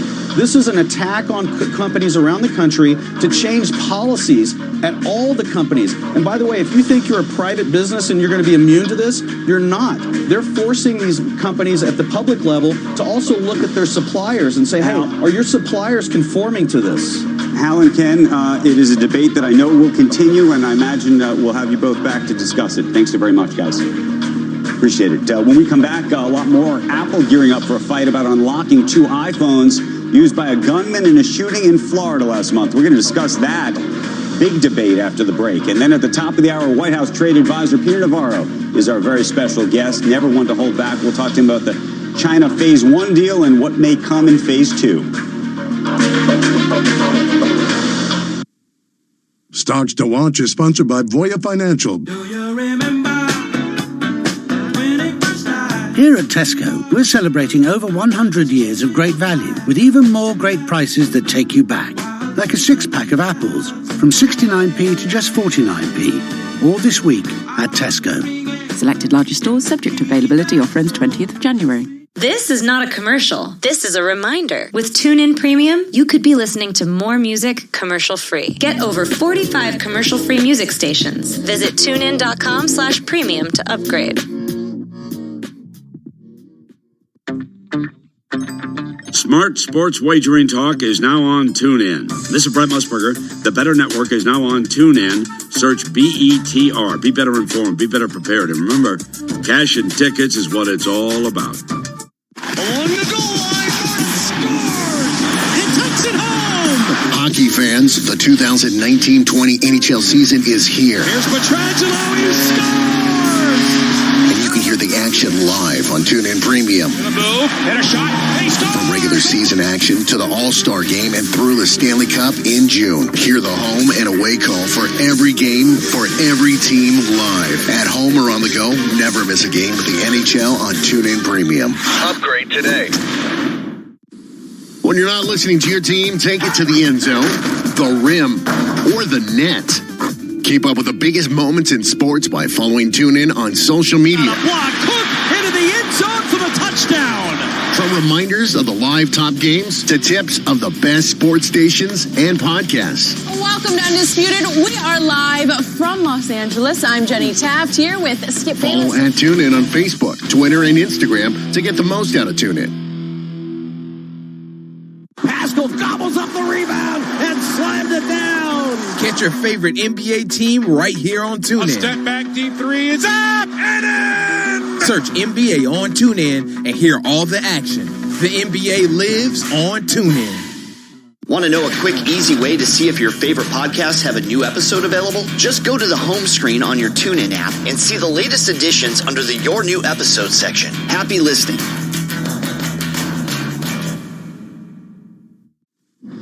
Apple courting controversy this week. Its privacy battle with the Trump administration was reignited over its refusal to let officials access the iPhone of that Pensacola gunman. You might know it was something that we asked Treasury Secretary Mnuchin about yesterday. It is absolutely critical for our technology companies to cooperate with law enforcement. This is a complicated issue. We're not looking for our technology companies to be controlled in any way by the government. We are looking for cooperation, and there's areas where Apple does cooperate, and I know there's ongoing areas of concern that are also being discussed. Joining us now for a look at Apple's legacy, John Fort, co-anchor of CNBC's Squawk Alley, and Steve Kovac. He is tech editor for CNBC.com and the author of a new article on Tim Cook's impact on Apple since taking over for Steve Jobs nearly 10 years ago. Do either of you have a clear-cut, definitive answer that doesn't have any nuances for what the right way to approach this is for Apple? Yes. You do? Yeah. I think encryption is good. The right way is to leave Apple alone. The government's being lazy. Investigation is too hard. That's what I say. So we're just going to sacrifice your civil liberties. But that you can't say that because people say you need to help. Yeah, you bring me on to say the things you're not supposed to say. But if Apple creates this back door, then China's going to say, oh, well, that's nice. Iran's going to say, that's a beautiful back door. Turkey, hand it over. Same thing, right? Once you create that. So instead, government and government agencies do the hard work, figure out how to break into things instead of insisting that all the lock companies in the U.S. compromise. By the way, there's not a lock. Right? It just doesn't exist at this point, I thought. A back door? A back door? No, a back door doesn't exist, but lockpicks exist. There are constantly companies who are trying to come up with these things. Back with the San Bernardino case, there was an Israeli company that... the government was pushing this with Apple, and then at the last minute said, oh, wait, we found somebody who can break in, so never mind. Now they're bringing it up again. Well, I don't think it's just about the government being lazy. It's a little disingenuous because these are older iPhones that there's a lot of evidence out there that they can already crack into it. There's already the technology out there through those third parties that you were talking about, those lock picks. And so what they're really doing is challenging. They've wanted this backdoor for years and years, and they see this as another opportunity to kind of force Apple's hand. I don't think Apple's going to stand down. John and I were talking about this earlier. Tim Cook, it was reported in the New York Times yesterday that he was willing to resign over this if the board said, no, we got to play nice with the FBI. They will go as far as they can with this. Tim Cook really believes in it. Well, the flip side, though, is, Tim Cook, as we've discussed, has had this he's threaded this needle, had this great relationship with the president, and what this does to that relationship if William Barr continues down this road. And is William Barr really after is this really about trying to set a precedent? Is that what he's trying to do here more than anything else? Maybe it is. I don't know. It's a dangerous precedent because this is a government that hates back doors except the ones that it has access to. What are they upset with Huawei about? Back doors. Right. The whole allegation is, they're cooperating with the Chinese government to create back doors to their technology. That should not be allowed. But everybody around the world. The question is, if Tim Cook persists. Yeah. Is it dangerous for Apple? Is it dangerous for Apple when it comes to other issues? Frankly, related to trade, related to phase 2, are there related to all of these things. No matter what Tim Cook does in this situation, it's dangerous for Apple. So the way Apple tends to play these things is we're going to go with what we think is best for the customer, come what may. Right? Because, if he cooperates with Trump and the administration, that's dangerous, he thinks, for the promise that he's made to consumers and what he thinks is technologically correct. It puts their whole security posture on a bad footing. If he doesn't, then he risks getting taken to court. Next time he needs the government's assistance in something, maybe he doesn't get it. It's sort of a catch-22. So I guess my question was sort of a leading question that there is no correct answer. I would answer it the way you answered it. But I don't know if that does it for everyone involved. I think maybe it's nuanced. And actually, I thought Mnuchin threaded it pretty well yesterday. He was like, there's a way, and McCarthy, there was definitely room I think between Kevin him McCarthy, and what Barr Leader said. McCarthy also said something yesterday. Yeah, I want privacy, but if push comes to shove, we can find something out about McCarthy's terrorists. from California, he gets it with these tech companies. Well, where are you from? I'm from everywhere, Joe. Born in New York, lived in California for 14 years. There's a lot of Zen things going on here today. Went to college in the Midwest. I'm all over. You are? Okay, good. That's good. That's me too. Thank you, gentlemen. Great to see you both. Thank you. When we come back, White House trade advisor Peter Navarro. Futures pointed to a higher open after yesterday's record highs. Squawk Box will be right back. In fact, right now, it looks like we would open at... I can. Keys. Check. Phone. Check. 70s playlist downloaded? Check. Nice. There's one more thing you should check before you leave. Your travel. There's a new cycleway under construction between Kensington Olympia and Brentford Town Centre, so expect delays due to lane closures at the junction of Kew Bridge Road and Chiswick High Road. Plan ahead at tfl.gov.uk. To the Mayor of London and TfL, every journey matters. Start hearing more of what you want. Upgrade to TuneIn Premium and get over 45 commercial-free music stations, live commercial-free news, and every live NFL, MLB, NBA, and NHL game. Visit TuneIn.com/premium to upgrade.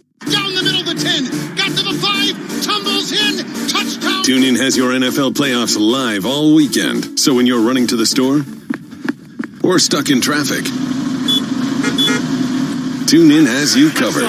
He's taking contact, and he takes it in. Touchdown! Puts his head down, crashes and spins, and dives. Touchdown! Search NFL and get prepared for the action. Touchdown!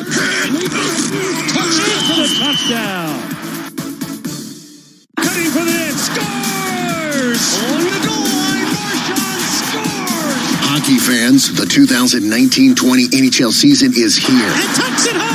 And with this team, it's really fun to be a part of a team like that. And you can hear the action live on TuneIn Premium. From regular season action to the All-Star Game and through the Stanley Cup in June. Hear the home and away call for every game, for every team live. At home or on the go, never miss a game with the NHL on TuneIn Premium. Upgrade today. Are you curious what others are listening to on TuneIn? Head to the trending section under Browse to see the most popular stations and podcasts among TuneIn listeners right now. Check it out. You might just discover something new for yourself.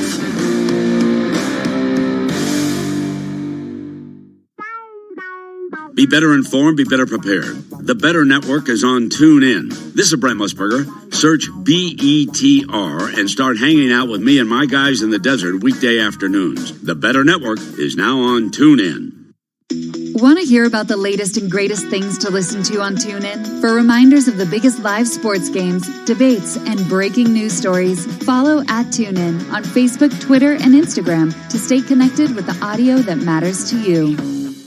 The NBA is on TuneIn Premium. Each week, TuneIn picks an NBA game you just can't miss. LeBron James, Anthony Davis, and the Lakers are in Houston to take on James Harden, Russell Westbrook, and the Rockets. LeBron turned the corner! Slam dunk LeBron! Harden steps left. He shoots for three, and that goes in. This Saturday, the Los Angeles Lakers are at the Houston Rockets. Tip-off is at 8:30 p.m. Eastern. Search NBA to follow your favorite NBA team today. A trade deal victory lap and a look ahead to phase 2. Top White House advisor Peter Navarro will join us live. The last of the big banks reports Morgan Stanley outlet fourth quarter results. Details straight ahead. And another potential pitfall for the retail sector, this time coming from the housing market. We'll tell you which stocks are vulnerable. The final hour of Squawk Box begins right now.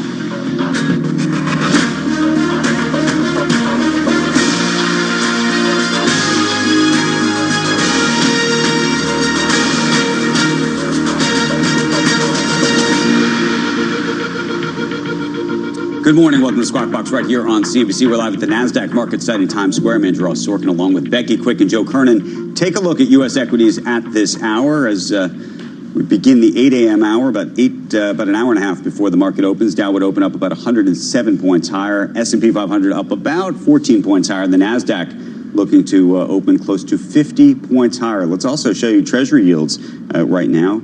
You can look at the 10-year note at about 1.779. Becky. Here are some of the stories that investors will be talking about today. Morgan Stanley out with fourth quarter results just a little bit ago. The last of the big banks to report beat analyst estimates on both the top and the bottom lines by a lot. In fact, revenue came in well above expectations, with firm-wide revenue exceeding $10 billion for the fourth consecutive quarter. That stock right now up by about 1.5%. Also, take a look at shares of Tesla, which are down this morning. The company's stock receiving a downgrade to underweight from equal weight at Morgan Stanley, which pointed to the recent stock run-up as well as long-term risks associated to the automaker's China business. That stock is off by about 3.7%, but you should put that in context with a longer-term chart. It has been up significantly in recent months. Separately, Tesla saw vehicle registrations in California cut nearly in half during the fourth quarter of 2019 compared to a year earlier. That decline comes amid a significant drop in federal tax credits for electric vehicle buyers during the year 2019. And finally, a new report claims that Tesla is once again the most shorted stock in America. Take a look at shares of Southwest Airlines and Boeing, by the way. This morning, Southwest took the 737 MAX jet off of its flight schedule all the way through June 6th. That is the second major airline in the United States to do that. Southwest Air up by about 1/3% this morning, and Boeing shares up by 1/4%. President Trump taking a victory lap at the signing of the U.S.-China Phase 1 trade agreement, but the president also made clear that we shouldn't expect tariffs on China to disappear anytime soon. I'm leaving them on because otherwise we have no cards to negotiate with, and negotiating with Leo is very tough. But they will all come off as soon as we finish Phase 2. Joining us now to talk about those Phase 2 negotiations, a key member of the Trump trade team, Peter Navarro, Assistant to the President and Director of the Office of Trade and Manufacturing Policy. I saw you making the rounds yesterday. I was watching the signing ceremony. Peter, good morning, Joe. There was a festive mood in the room, I must say. Let me ask you, Peter, and you're known to be somewhat hawkish. We had Steve Bannon and hedge fund gentleman Kyle Bass on yesterday that both pointed to the notion that the tariffs were remaining, so that it's not just a folding to China to get more agricultural products. They, in other words, I think Bannon was saying that the president got the best of China. That's not what you're hearing in mainstream media, or from Chuck Schumer or the Democrats. You're hearing that that we folded, didn't get anything, and we're just back where we started after this exercise. Well, let's talk about what we got and what we didn't get. What we got in the Phase 1 deal is very strong protections for intellectual property, which is worth about $300 to $500 billion a year if we can get that moving. We got a good start on forced technology transfer, We've got a strong currency manipulation provision in there. Those were three of the original, what I call the 7 deadly structural sins. And above that, of course, we got some very good purchases, $200 billion over the 2017 benchmark, spread out over 2 years, spread out over 4 sectors: ag, energy, financial services, and manufacturing. And of course, we got financial market access, which has been kind of a white whale for the folks on Wall Street that you interact with every day: banks, credit card, insurance companies. Yeah. So that's a solid phase one. What we didn't get is what we have to search for in phase two. That's the unfair subsidies, the state-owned enterprises, certainly the cyber intrusions. Joe, this was a big one for me. It's just insane that Chinese government officials continue to hack into American businesses to steal trade secrets. And the 7th deadly sin, of course, is the fentanyl that kills over 50,000 Americans a year. So this was a great day yesterday for America. Let's be clear about this. We brought the Chinese to the bargaining table, and we got them to sign a deal that's good for America. We've got a lot of work to do, but that's what President Trump does. He does a lot of work. Hey, Peter, you listed a long chain of things that we'd be looking for in phase two, some pretty important things, as you mentioned, cyber terrorism and other issues along those lines. Those seem like really heavy lifts. Do you think that list is the white whale in terms of trying to reach a deal with China? Well, it's not cyber terrorism. What it is, Becky, is cyber theft. What the Chinese do, and they do it, uniformed members of the Chinese military sit in Shanghai and hack into computers here in the United States of businesses. They'll sometimes sit there in what they call these advanced persistent attacks, where they'll sit there for a year and they'll watch things, they'll steal things. It's very destructive to our businesses. They promised back in 2015 to stop doing it. They didn't stop doing it. So that's something really that we take very seriously here that we need to address. But again, yesterday was a great day. We got a great start on these structural issues. You didn't include IP theft in the phase two. Oh, that's the first one. That's in phase one. That's what I mean. But so that's done, and that's why that's my question. You feel like the what's in phase one is tough enough to solve that problem? Because a lot of people, Rick Scott, Senator, among others, saying that they've made promises in the past that they just don't plan on living up to. One of the things that didn't go back into the deal that caused the breakdown in April was some of this going into local law over in China, and that didn't happen either. Why do we have a mechanism to hold their feet to the fire when if they continue to steal IP? Peter? Let me quote one of your guests yesterday. The enforcement mechanism, as the president said yesterday, is firm and controllable. It's as one of your guests said yesterday, judge, jury, and executioner is on our side of the fence. So basically the way this works, Joe, on a 90-day clock, okay, this is not your father's World Trade Organization dispute resolution that took 3 years and got us nowhere. This is a 90-day clock controlled by Ambassador Robert Lighthizer at the USTR. If there's an issue, it comes to him. He negotiates with his counterpart in China. And if we don't get satisfaction, then we unilaterally have the authority to take proportionate measures. But why don't we deep dive a little bit into this intellectual property theft, because it's an abstraction when you put it that way. But one of the purest expressions of IP theft is the counterfeiting. And there's a great section that nobody's yet really talked about in the deal on counterfeiting, particularly over e-commerce platforms. And this president, Donald J. Trump, always likes to skate to where the puck's going to be. So this White House, for many months now, has been working with Customs and Border Protection, doing what we call Operation Megaflex. So every month, CBP has been opening thousands and thousands of packages from China and Hong Kong, looking very carefully at what's under the hood. And we're finding, Joe, it's an astounding rate of discrepancies. It's been an average of 15% of the packages coming in. And remember, there's about 1 million a day come in just to Kennedy alone.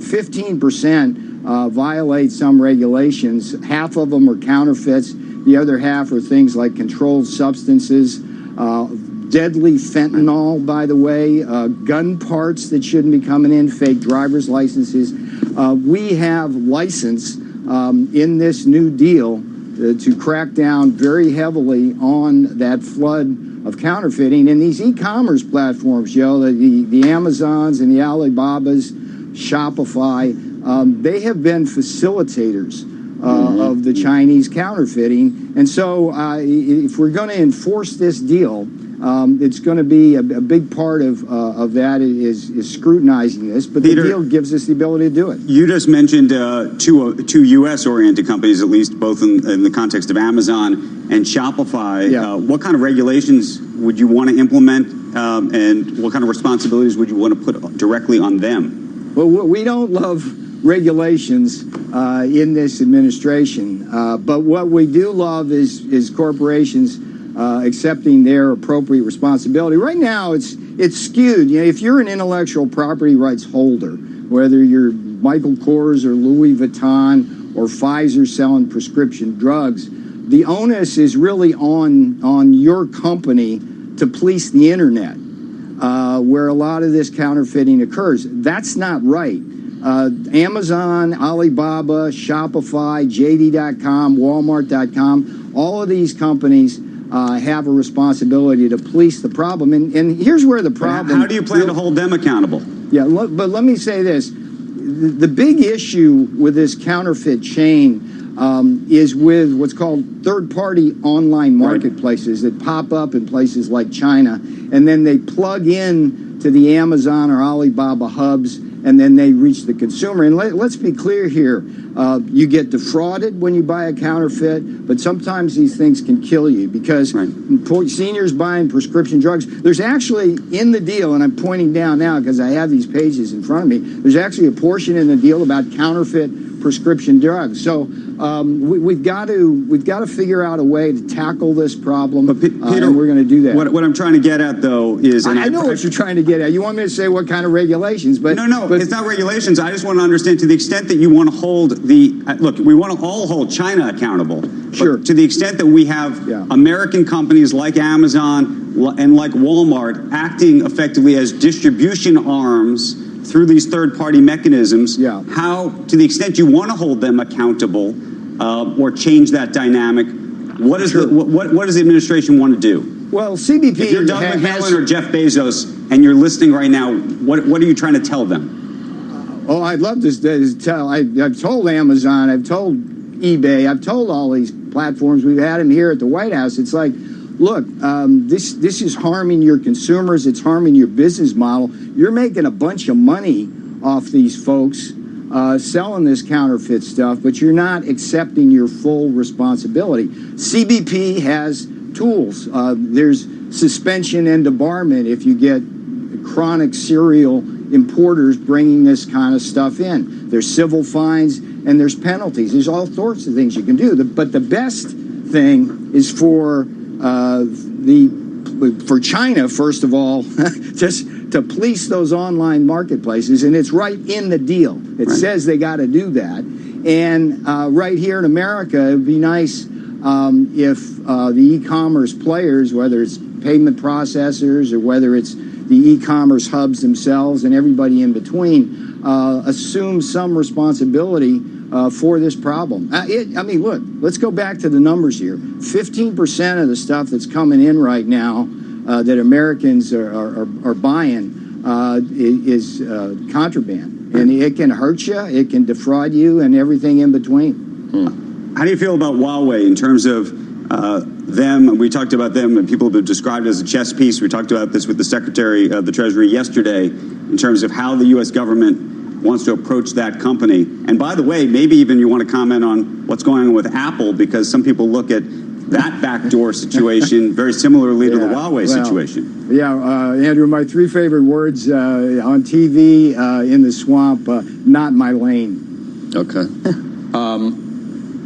You like to go out of your lane with stock market calls. Hey, are you guys going to have me on when we breach 30,000 on the Dow and play my clip predicting it? Are you going to do that for me? You didn't give me your latest What's your I don't remember your target from last. What you want to do? An S&P? Come on now. You want to do an S&P target? I predicted 30,000 on the Dow. Okay. Back in July. I know. Back in July, if we got USMCA passed and we got interest rates lowered. Peter, and you and I did 25,000 on the Dow the day after the election. What determines whether phase 2 goes past the election or starts right away? Is that the Chinese? Is it President Trump? Is it? I mean, what's key to having that start right away versus being pushed back? Every time I've walked across the street to the USTR, his door has always been open. Okay. There's your answer. Okay, so we'll see. So are you saying we'll see what happens? I know someone else likes to say that a lot. Anyway, my favorite person on the planet here. That's what he loves to say a lot. Let's see what happens. This is incredible. Today we might get USMCA a day after we got a phase 1 China deal. Right. We got the greatest labor market in the last 5 decades.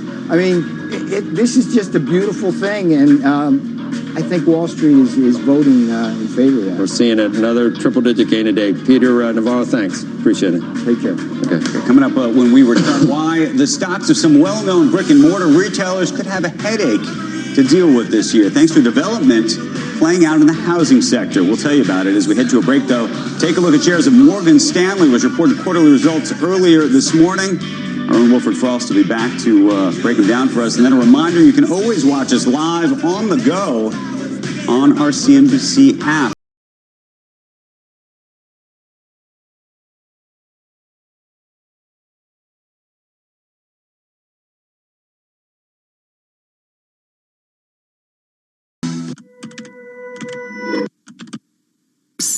We've got something to tell you about the Honda Jazz.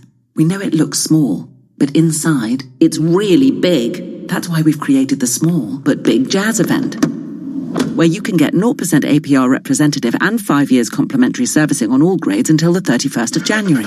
The Honda Jazz, the small car with the big offer. Visit your local dealer to find out more. Honda dealers are credit brokers, not lenders. Finance provided by Honda Finance Europe, authorized and regulated by the Financial Conduct Authority. Terms and conditions apply. Keys. Check. Phone. Check. 70s playlist downloaded? Check. Nice. There's one more thing you should check before you leave. Your travel. There's a new cycleway under construction between Kensington Olympia and Brentford Town Centre, so expect delays due to lane closures at the junction of Kew Bridge Road and Chiswick High Road. Plan ahead at tfl.gov.uk. To the Mayor of London and TfL, every journey matters. At Ring, we've reinvented the doorbell. So no matter where you are or what time of day, you can watch over your home and the things you care about. Ring Video Doorbell streams HD video and two-way talk straight to your phone, so you can speak to whoever's at your door from anywhere. Delivery. Oh, great. Could you leave it with my neighbour, please? Sure, no problem. And it's so simple, you can install it yourself in minutes. See, hear and speak to whoever's at your door from wherever you are with Ring Video Doorbell. Available at ring.com and selected retailers. Start hearing more of what you want. Upgrade to TuneIn Premium and get over 45 commercial-free music stations, Live commercial-free news, and every live NFL, MLB, NBA, and NHL game. Visit tunein.com/premium to upgrade. Be better informed, be better prepared. The Better Network is on TuneIn. This is Brent Musburger. Search BETR and start hanging out with me and my guys in the desert weekday afternoons. The Better Network is now on TuneIn. You love TuneIn for live breaking news from CNN, MSNBC, Fox, CNBC, and more. But when you can't catch your favorite show as it airs, it might just be a click away as a podcast. Search your favorite news station to explore all the on-demand news shows on TuneIn.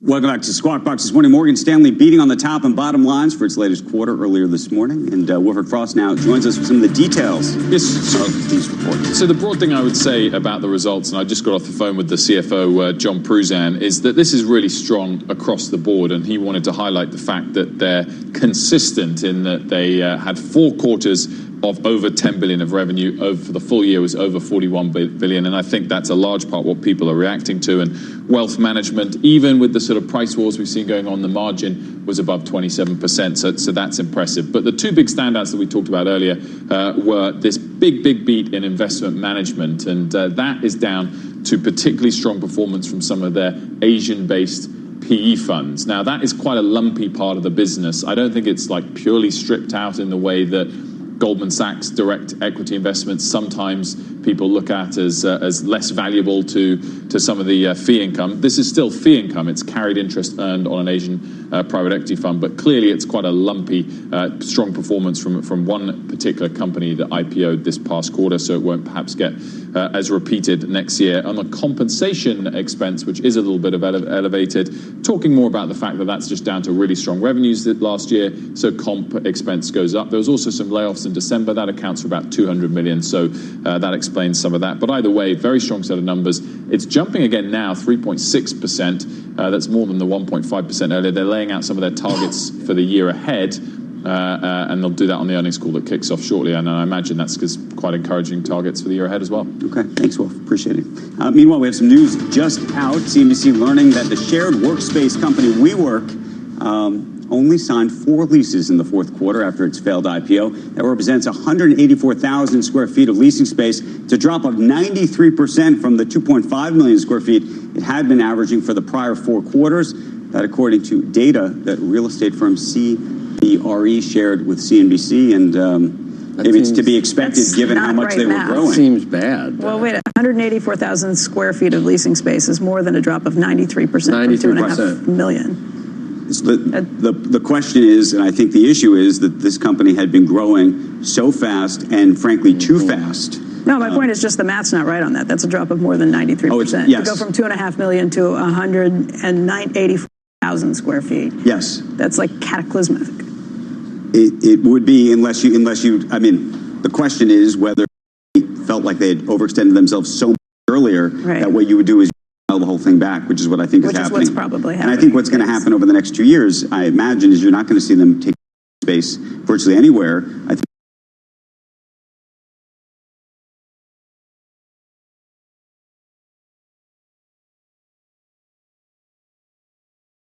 what they really have to do is grow into. Shrinking the footprint continually.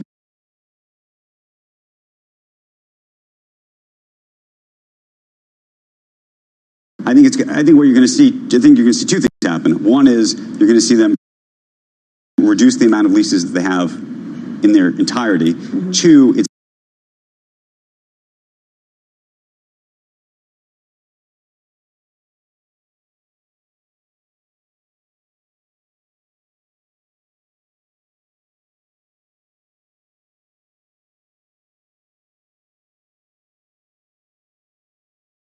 going to be much more like a hotel company. They are effectively going to be the services layer on top of other people who are going to rent the space themselves.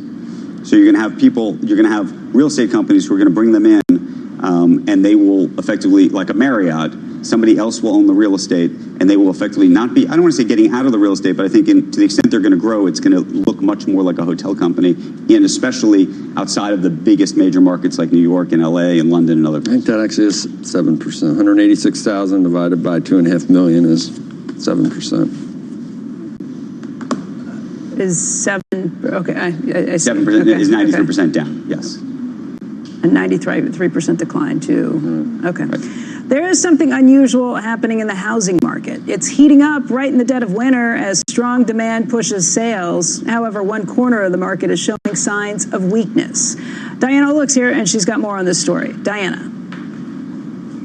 Well, Becky, home remodeling is actually pulling back a little bit thanks to weak home sales last year. See, people usually remodel their homes in the months and year after they close, but sales last year were lower annually for most of the year, and that means home remodeling, which historically grows at about 5% a year, will barely grow at all this year, just about 1.5%, that according to a new report from Harvard's Joint Center for Housing. Now, in 2018, remodeling growth hit 7%. Spending will start the year at an annual rate of about $326 billion, and not go much higher than that by the end of the year. This could hit stocks of the big remodelers, like Home Depot, Lowe's, and Masco, which saw big growth last fall when mortgage rates were coming down and sales started picking up.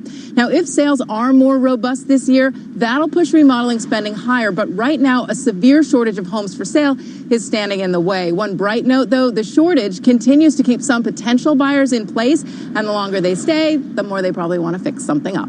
Back to you guys. Hey, Diana, what are some of the most popular remodeling projects? Well, it's always kitchen and bath, but you're actually starting to see more smart home remodeling and more environmentally friendly remodeling. And also the outside is getting to be a big deal. It's the curb appeal that people want. Again, though, always kitchen and bath. What gives you the best return on investment? It's still kitchen and bath, though? Well, you would think it is. That's what people want most. But actually, when you look at more of the structural things like a new roof, a new front door, that was a weird one to me. But apparently you get a huge return on investment for the outdoor stuff, for yeah, exactly. And especially a new roof, because that's what people want to know when they move into a house, that the roof is relatively new. Diana, thank you. Great to see you.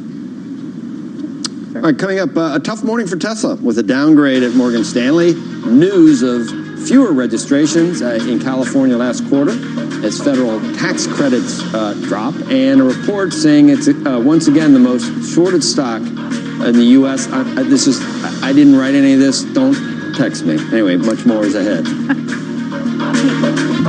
Still to come, instant reaction to this hour's news-making interview with Trump trade advisor Peter Navarro. Just minutes away, a live interview with Ohio Senator Rob Portman on the industries poised to come out ahead in phase one of the U.S.-China trade deal. Stay tuned. You're watching Squawk Box on CNBC. Keys. Check. Phone. Check. 70s playlist downloaded? Check. Nice. There's one more thing you should check before you leave. Your travel. There's a new cycleway under construction between Kensington Olympia and Brentford Town Centre, so expect delays due to lane closures at the junction of Kew Bridge Road and Chiswick High Road. Plan ahead at tfl.gov.uk. To the Mayor of London and TfL, every journey matters. Do you go on the same holiday every year? To the same country, in the same hotel, with the same sea view, visit the same ancient monuments, lay by the same dolphin-shaped pool, meet the same Barrys and Sandras, and wear the same Hawaiian shirt that you'd never wear at home? Then maybe it's time to switch it up, starting with the all-new Vauxhall Corsa, with its bold styling and up to 70 miles per gallon. To switch it up, visit your local Vauxhall dealership or search New Corsa. Official WLTP test figures for comparison purposes only. Real-world figures may vary. Ah, finally another commercial, said no one ever. Visit tunein.com/premium to upgrade now and get over 45 commercial-free music stations.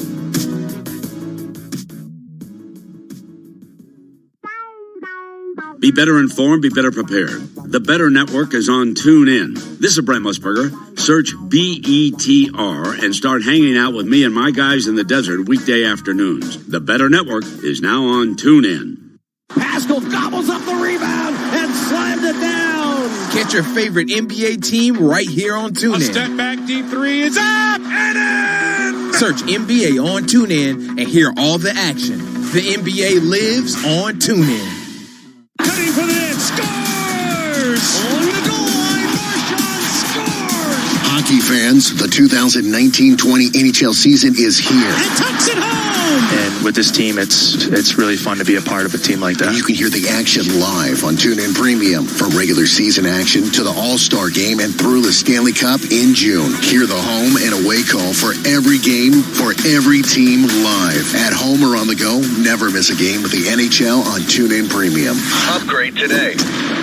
Are you curious what others are listening to on TuneIn? Head to the trending section under Browse to see the most popular stations and podcasts among TuneIn listeners right now. Check it out. You might just discover something new for yourself.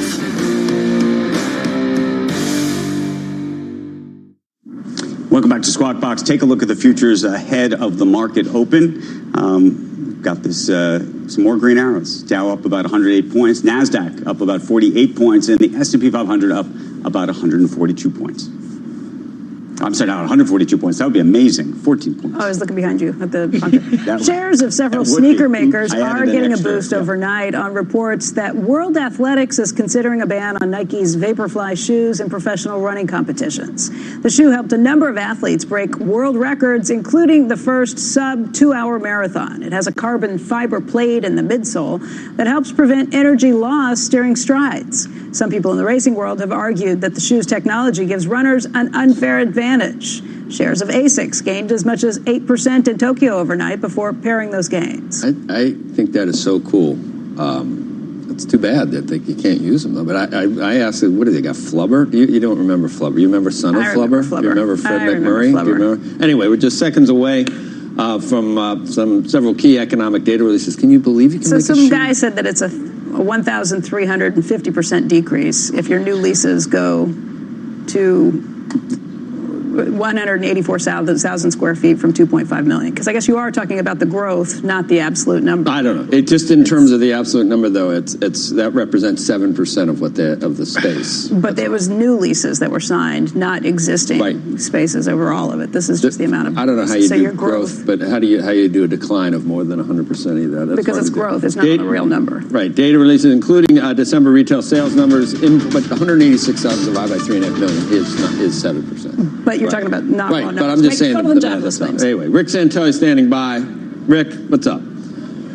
All right, let's look at D's import prices, shall we? Up 0.3 as expected. Ex-petroleum up 0.2, a little bit hot. And if we look at year-over-year import prices, up 0.5%, matching expectations exactly. On export prices, down 0.2, mirror image of expectations. We're looking for number up 0.2. If we look at year-over-year, down 0.7, that is basically a little less than half of the slightly revised minus 1.2 in the rear view mirror. All right, the big number, retail sales, also for December, up 0.3, also matching expectations. We gained 1/10 in last month's revision from up 0.2 to up 0.3. You strip out autos, it jumps. It's up 0.7, better than expectations. Strip out autos and gas sales, also firmer at up 0.5%. Here's a fascinating number, the control number, plugged into other numbers upstream, it's up 0.5%. Now that 0.5 is very interesting because 0.5 control number is the best since July when we were at 0.8, so really bouncing back quite nicely. And finally, jobless claims, down 10,000 from an unrevised 214,000. Woo. All right, Squawk Box Game, back to you, knowing that yields actually did pop up a basis point and a half or so, and the pre-opening equities have firmed up just a tad. Just before that, the 10-year yield was at its lowest level since January 8th. So, yeah, that kind of explains why you see this pop now. Thank you, Rick. Yeah, wait, hold on. Finally, Philly Fed, it was late. It just popped in. It popped in at 17. That is a real nice number. That's about 3 times what we were looking for. And that's it's 17. That's the best number since 17.5 since May. We should gain a little bit more action on the basis points on 10s with that strong number. Okay. Rickster, thank you, sir. Steve Leisman is here on set and studiously doing his work. Yeah, I'm coming to a conclusion that we ended the year with a little bit more strength than we had in the middle of it. The idea that Philly Fed could be rebounding is among the more interesting things to me. I would take it guardedly in the sense that there are some other regional surveys that weren't as strong. New York Fed the other day wasn't as good. But if we can get a rebound or even a stabilization in the manufacturing sector, we can start firing on all cylinders in this economy. And maybe this trade deal will help us do it if we were to get a rebound in confidence in the C-suite.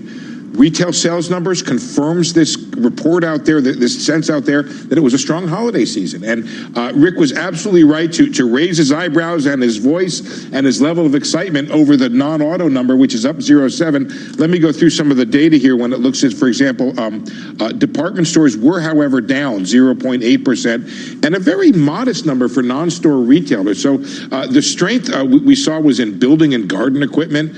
We saw some strength also in electronics and appliances, so maybe you were more likely to get, I don't know, a garden hose or iPhone under the Christmas tree than you were a sweater. I don't know. That's what the data kind of indicate here. Clothing was up 1.6, so also sweaters were good. Anyway, bottom line, that control group 0.5, we'll see if we get an upgrade to GDP. I don't know if you remember, pardon me, we started the quarter thinking it was a 1.5 kind of weak one. The CNBC Rapid Update has edged up, and now it's running over 2. We might add another tick. So good strength to end the year with the question, was that the end of the slowdown, or do we get more of that in the first quarter? And that's what we have to kind of puzzle over. Are we still dealing with those weird numbers that would show a drop-off in the first quarter over years and years, and we couldn't figure out why? We had some good first quarters, and the BEA has been out there kind of revising the way it does it as a result. And we'll see. It could be that there is some still residual weakness in the first quarter numbers that we have to watch for, including the concern that people had moved ahead their estimate of when the bottom of the trough would be from the fourth quarter to the first quarter. So we'll have to deal with it. We have residual issues from the tariffs that are out there and a lot of funny stuff in trade. And don't forget, we're going to have to incorporate or account for the halt in the production of the 737 MAX in this quarter. Right. And the estimates there, Becky, are that it could shave 0.5 point off GDP, and it would come back more than the tariffs. Yeah, affecting the export numbers as well as production numbers up towards the end of the year. You'd get a rebound in that once that returns. So there's something we're going to have to deal with. I think the street's going to X that out. Mm-hmm. But right now, just one quick question for you. Target missed and raised questions about this. Was that a Target-specific problem, or that would be my guess. Because it looks like holiday sales were pretty good. Yeah, and Target was able to maintain margins, meaning that they ran out of inventory in some issues. They weren't overstocked on some of those things. I don't think it was a problem with the consumer. Walmart did well, right? Walmart had good numbers. Amazon had good numbers. I think it's probably emblematic of problems they had in a few areas, specifically electronics and toys not growing as much as they thought. Electronics dropped by 6%. That may be market share they lost to Best Buys and Walmart's out there. We'll see, but my guess is it's premature to call that a problem with the consumer. We will see later today. The National Retail Federation will put out their estimate of holiday sales. Yep. We'll see what happens, how they incorporate this decline in department stores for 2 months in a row, and a pretty modest pickup in in internet sales. Steve, thank you. Still to come, much more on that Tesla downgrade that's been hitting the stock this morning. We'll get you up to speed when Squawk Box returns.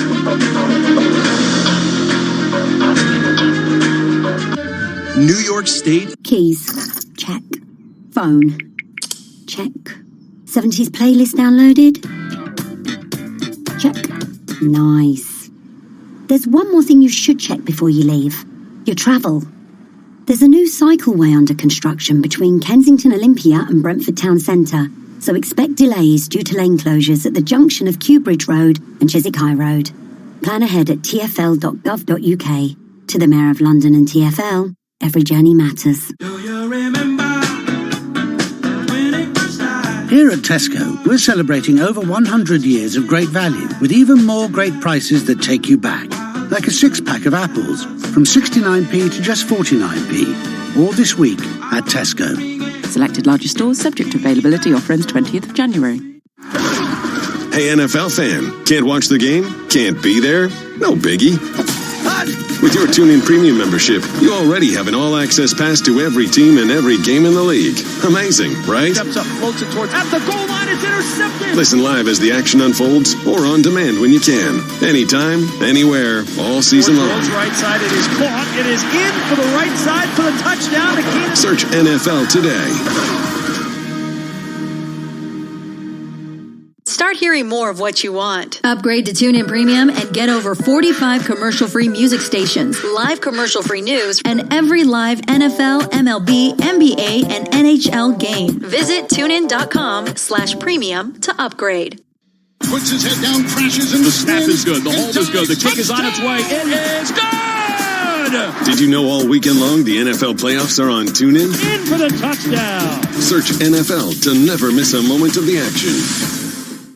The NBA is on TuneIn Premium. Each week, TuneIn picks an NBA game you just can't miss. LeBron James, Anthony Davis, and the Lakers are in Houston to take on James Harden, Russell Westbrook, and the Rockets. LeBron turned the corner! Slam dunk LeBron! Harden steps left. He shoots for 3, and that goes in. This Saturday, the Los Angeles Lakers are at the Houston Rockets. Tip-off is at 8:30 p.m. Eastern. Search NBA to follow your favorite NBA team today. The puck drops. 12 players face off to win. The suspense is pure torture, but you wouldn't miss this for the world. TuneIn brings you every minute of the NHL season. Listen live to hockey when it matters most on TuneIn. Want to hear about the latest and greatest things to listen to on TuneIn? For reminders of the biggest live sports games, debates, and breaking news stories, follow @TuneIn on Facebook, Twitter, and Instagram to stay connected with the audio that matters to you. Welcome back to Squawk Box, everyone. We spoke with White House trade advisor Peter Navarro just a short time ago about the newly signed U.S.-China Phase 1 trade deal. One top U.S. priority in this deal, intellectual property rights. We have license in this new deal to crack down very heavily on that flood of counterfeiting. And these e-commerce platforms, Joe, the Amazons and the Alibabas, Shopify, they have been facilitators of the Chinese counterfeiting. And so if we're going to enforce this deal, it's going to be a big part of that is scrutinizing this. But the deal gives us the ability to do it. For more on what's next in the trade talks, let's welcome Senator Rob Portman, Republican of Ohio, who has served in the past as U.S. Trade Representative, also as OMB Director. He was present for the signing of yesterday's Phase 1 deal, and the senator also wrote an op-ed in Barron's. It was published yesterday praising the deal. Senator, thank you for being with us today. It's good to see you. Thanks, Becky. Always great to be on with you. I know the trade dispute made you a little uneasy because of the damage it could potentially cause on American companies, American farmers. What is it that you like about this deal? What makes you look at this with the brightest optimism?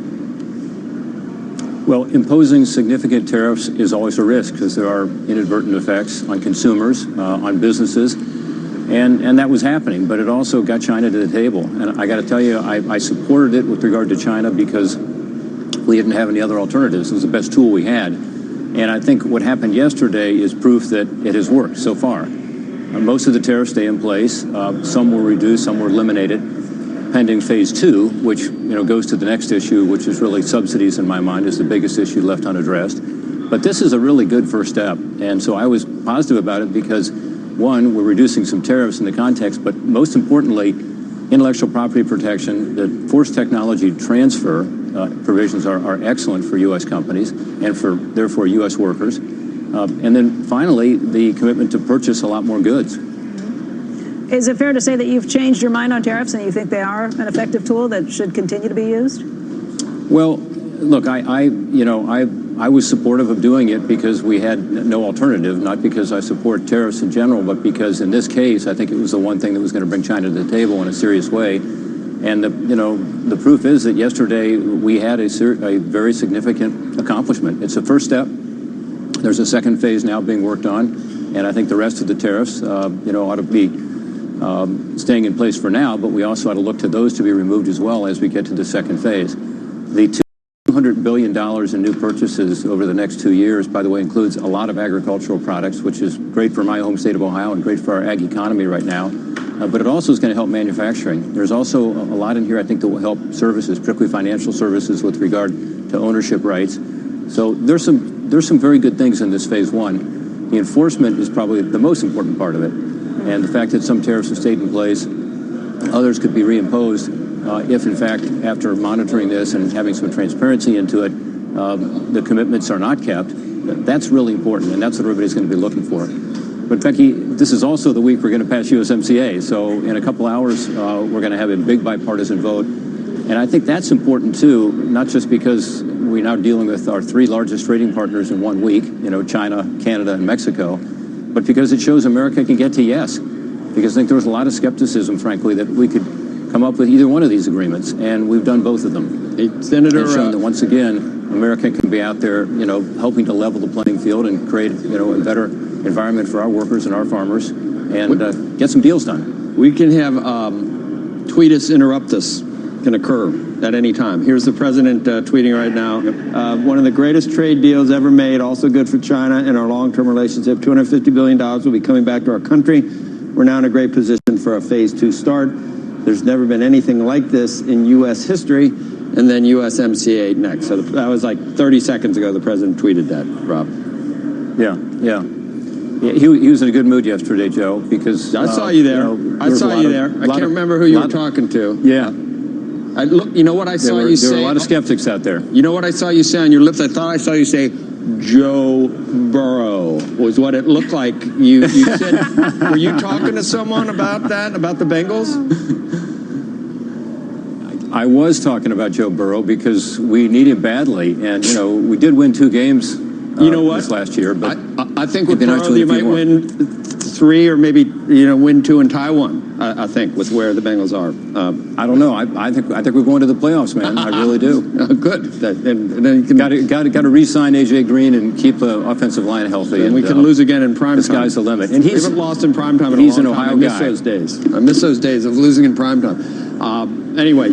Senator, thank you. And phase 2, we'll see. We'll see what happens. We didn't get to ask you anything about that other thing that's going on, but I don't know. It's so weird. Isn't it surreal? The big news, it is, and the big news this week is trade. I mean, everyone expects what's going to happen with impeachment to have happened actually a while ago, so that's kind of anticlimactic, but this is a big deal. This is it's kind of like the Super Bowl and the World Series of trade all in 1 week, so this is going to really help. And it actually addresses some of the concerns that Steve and Rick were talking about in terms of potential economic weakness, because I think it's going to result in a lot more investment, which is key right now. So this is good to keep that economy moving. All right. Thanks, Senator. Coming up, what to watch ahead of this morning's opening bell, which stocks, which sectors could power us to possibly Dow 30,000 and beyond. That's next. Don't go anywhere. Squawk Box will be right back. Did you know that Americans have bought gold and... Keys. Check. Phone. Check. 70s playlist downloaded? Check. Nice. There's one more thing you should check before you leave. Your travel. There's a new cycleway under construction between Kensington Olympia and Brentford Town Centre, so expect delays due to lane closures at the junction of Kew Bridge Road and Chiswick High Road. Plan ahead at tfl.gov.uk. To the Mayor of London and TfL, every journey matters. Down the middle of the 10, got to the 5, tumbles in, touchdown! TuneIn has your NFL playoffs live all weekend. So when you're running to the store or stuck in traffic, TuneIn has you covered. Puts his head down, crashes and spins and dives. Touchdown! Search NFL and get prepared for the action.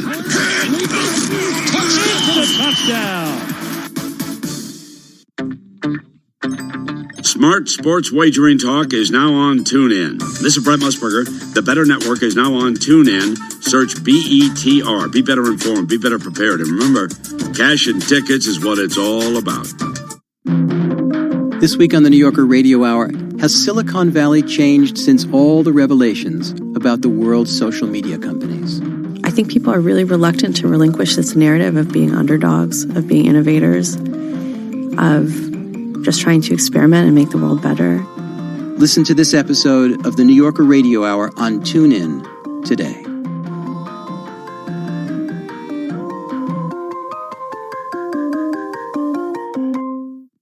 Want to hear about the latest and greatest things to listen to on TuneIn? For reminders of the biggest live sports games, debates, and breaking news stories, follow @TuneIn on Facebook, Twitter, and Instagram to stay connected with the audio that matters to you. You might already know that TuneIn allows you to listen to all the pro sports leagues wherever you go. But did you know TuneIn is also home to the wide world of college sports? Open three, DeAndre Hunter got it! Handoff Carruthers, big hole right side. He leaps and he surges in, touchdown! From live college football, basketball, and baseball games to podcasts and coaches shows fueling your love for the game in your school. And the best part is, it's all free. Search college sports to find your team or league.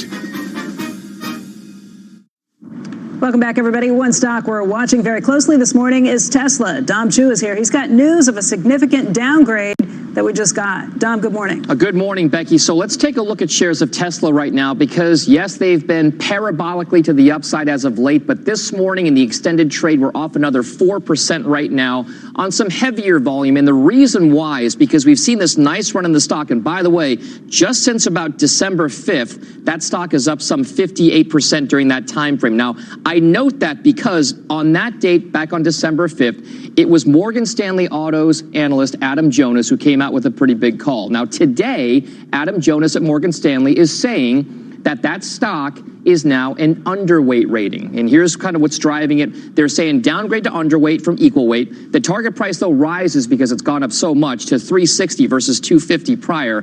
What's driving a lot of that is a valuation call. It's gone up a long ways. It's also about a best case scenario in China already being priced into the stock. So there's a lot of things already positively in Tesla's favor. So the stock has reflected it. Now, again, I want to call your attention to what happened back on December 5th, 2019. That was when this same analyst, Adam Jonas, made a call saying that the bull case at Tesla is $500 per share. Now, the reason why he said it then was, again, this idea that a lot could be priced in. But he also said, to be clear, we are not bullish on Tesla longer term, especially as over time, we believe Tesla could be perceived by the market more and more like a traditional original equipment manufacturer. That particular move there, we are prepared for a potential surge in sentiment through the first half of 2020, which has kind of happened, but question the sustainability. The reason why that sustainability is a factor right now is because with Tesla's stock, again, a huge move higher. A lot of that is driven by fundamentals. They're delivering more cars.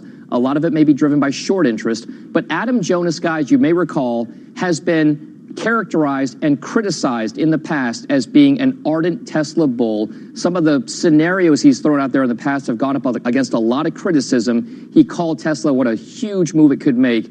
So maybe a lot of it's come to fruition, guys. It took a roundabout way to get there, but we'll see if that momentum, Andrew, can sustain itself. It's downgraded today to underweight now. Back over to you. Okay, thank you for that, Dom. Meantime, we are now just about a half hour away from the opening bell on Wall Street. Want to talk markets. The Dow crossing a milestone yesterday, closing above 29,000 for the first time and led higher by Apple, United Health, and Goldman Sachs. To talk more about the road to Dow 30,000, we're joined by Richard Bernstein. Richard Bernstein Advisors, CEO, and a CNBC contributor, who, I don't know, are you finally, I mean, I feel like I'm going to be like Joe, are you finally bullish? Well, we've been bullish. I mean, our funds are outperforming this year, so it's fine. I mean, what? That's the only thing that matters, Joe, is do you outperform or not? Right. And so we've been outperforming. Well, then you shouldn't come on and say all the stuff you've been saying for the last year if now you're going to claim you were bullish. No.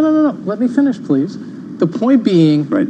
Where were we a year ago? Where were we a year and a half ago? Okay. Year and a half ago, our multi-asset funds have a benchmark of 50% equities. Okay. Year and a half ago, 5 years ago, we were 65 to 75% equities. Okay. Now we're down to benchmark weight in equities. Okay. And the point that I think people should be thinking about is as you enter the later stages of a bull market, do you buy into that bull market or do you sell into that bull market? And we've just been lightening up as the market keeps going up and up and up, despite fundamentals, which I think most people would agree fundamentals are not booming. Right. So why not sell into that kind of rally? Because you are anticipating what?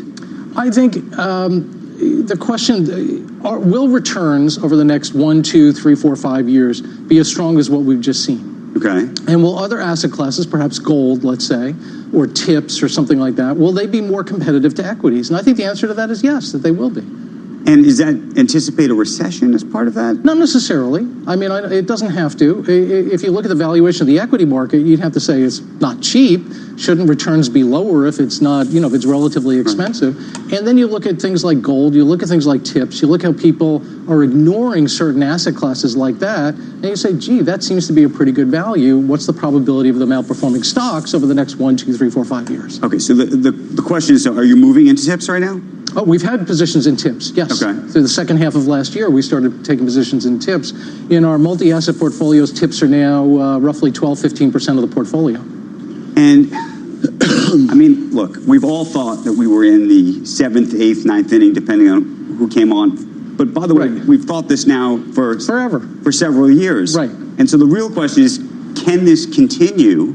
for several more years. Is there an argument to be made that there is still a remarkable wall of worry, if you will, out there, and that there's going to be an even greater influx of cash and money into equities over this time, that people are going to look around? We always talk about the train leaving the station and say, oh man, that train left, I now got to get on the train. Can you get past your TDS ever and get in the market or not? Trump derangement syndrome. Can you ever just get out of your personal views on what's happening? I've never heard that TDS. You haven't? No, I never have. No. But no, TDS is not a factor in our investment decision. You sure? I'm positive about that. Okay. Yes, although you vote for Bernie. I'm not voting for Bernie. I don't think it has to be political. Right. I just think that. But I mean, to answer your question, your question was had something that was very important. You said for years people have been worried about the equity market, and that's absolutely right. People have been worried. I think the data are showing that people are now not as worried, and they're seeing the market go up. And as the market goes up, they're getting more and more bullish. That's actually quite unhealthy. You should, the time to be max bullish. I'm not telling you it's not unhealthy. The question could it go on? Sure. But it could go on for 2 years this way. It could, absolutely. You're getting too bullish now. I'm worried. If you're finally, but you didn't used to argue like this a year or two ago at all. Well, it's because you're not arguing with him. I've given up. I see the stuff he sends me, and it's like, wow. So it could go on. There's no reason why it has to end tomorrow at 2:30 in the afternoon or anything like that. No, it could go on. But I think as an investor, you have to say, where are the better values? What are the relative returns among various asset classes? Thank you, Rich. We got to get out to Mr. Kramer. He's in going to weigh in on all this the beautiful city by the bay, West Coast. Actually, he's in Redmond. Yes. Oh. He's got a big interview coming up. Where he's going to be speaking to Satya Nadella. You should just tell us about that, I think, Jim, unless we can actually talk about anything you want. But that's coming up. Look, Satya Nadella has turned this company around. The total return since February of 2014 when he came in is better than almost all the other large cap growth stocks except for Amazon. And it's been a revolution. I think a lot of people felt that Microsoft was a utility. And now Microsoft is a leader in artificial intelligence. It's a leader in the cloud. I think it's taking a lot of share. And it's because of Satya. I mean, the man is just a visionary. And I had to come out and see him. If you're going to understand tech, this is where you have to go. Yep. We just had a long conversation, Jim. Are people getting bullish and complacent? Do you think maybe it is? Maybe we are getting there. You think would it make sense to at least fade, big up days and just start to think that maybe a lot of the good news is in the averages? Joe, I listen to a lot of the mainstream media commentators, and I listen to a lot of people who talk, who allegedly cover the market, and they're all saying that the deal is a nothing burger. I think you and I both realize it's an historic breakthrough. It's rather kind of unbelievable versus what we thought even 1 year ago. So the idea that you can add to GDP, the idea that you can have all those great companies at the press conference yesterday and believe that those stocks shouldn't go higher, well, that is pretty much the state of the market. That's the narrative I'm hearing. I think you and I both know that that's just fatuous. And perhaps so ideological as to be, let's just say, wrong. Right. That people aren't too bullish. Look at the raid that happened on a Reuters story of no consequence yesterday at about 3 o'clock. I mean, a story that actually meant nothing because the party has to get rid of its tariffs. But you know what? You know the way these people play it, Joe. They got to minimize this incredible deal. And I'm not being partisan. What I am being is someone who recognizes what's going to happen to companies. Yep, and that could theoretically at least support where we are, and maybe we're not, way out over skis, or maybe even support even higher prices. You don't need to fade the rally. The media will fade it for you. Right. The media, who absolutely hates pretty much anything that comes from within, like an area around Washington. Whenever I say that, people say you're part of the media. No, we're not. I don't think we are. No, we're trying to figure out how to help people make some money. All right, Chip. We'll be tuned in. Can't wait for Microsoft. See you. Thanks. We'll see you in a couple minutes. Stay tuned. Squawk Box will be right back.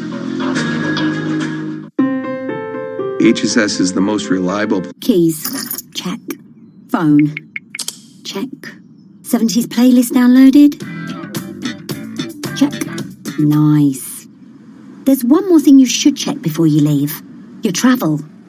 There's a new cycleway under construction between Kensington Olympia and Brentford Town Centre, so expect delays due to lane closures at the junction of Kew Bridge Road and Chiswick High Road. Plan ahead at tfl.gov.uk. To the Mayor of London and TfL, every journey matters. Ah, Socrates, solved the hearing aid paradox yet? No, Plato, I still don't understand how a sale of tiny hearing aids can also be massive. It's simple relativity. Oh, shut up, Albert. But it's true. Specsavers have tiny hearing aids with advanced Bluetooth technology. And now you can save a massive £400 on selected hearing aids. Like a mouse relative to an elephant, yeah? A mouse? The hearing aid sale at Specsavers. Tiny hearing aids, massive savings. Terms and conditions apply. Sale ends 31st of January. Ask in store for details.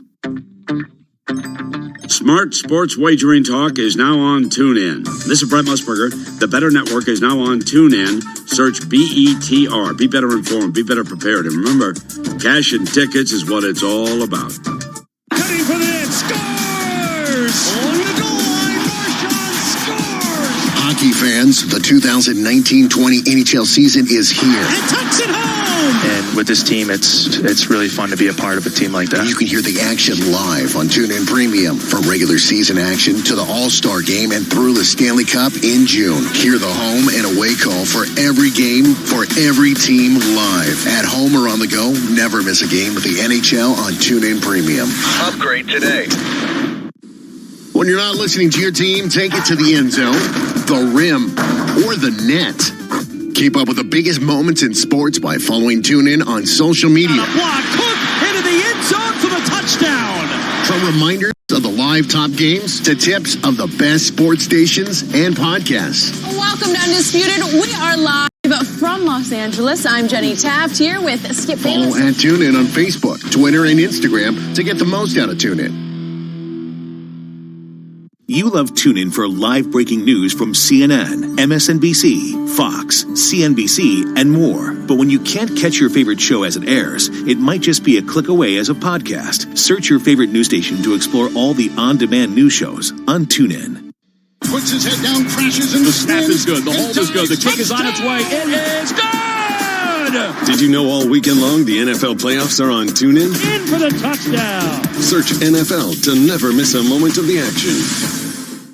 All right, welcome back, everybody. Take a look at the futures this morning. The Dow, the NASDAQ, and the S&P 500 all set to open at new intraday highs at these levels. We'll see you tomorrow. Right now, it's time for Squawk on the Street.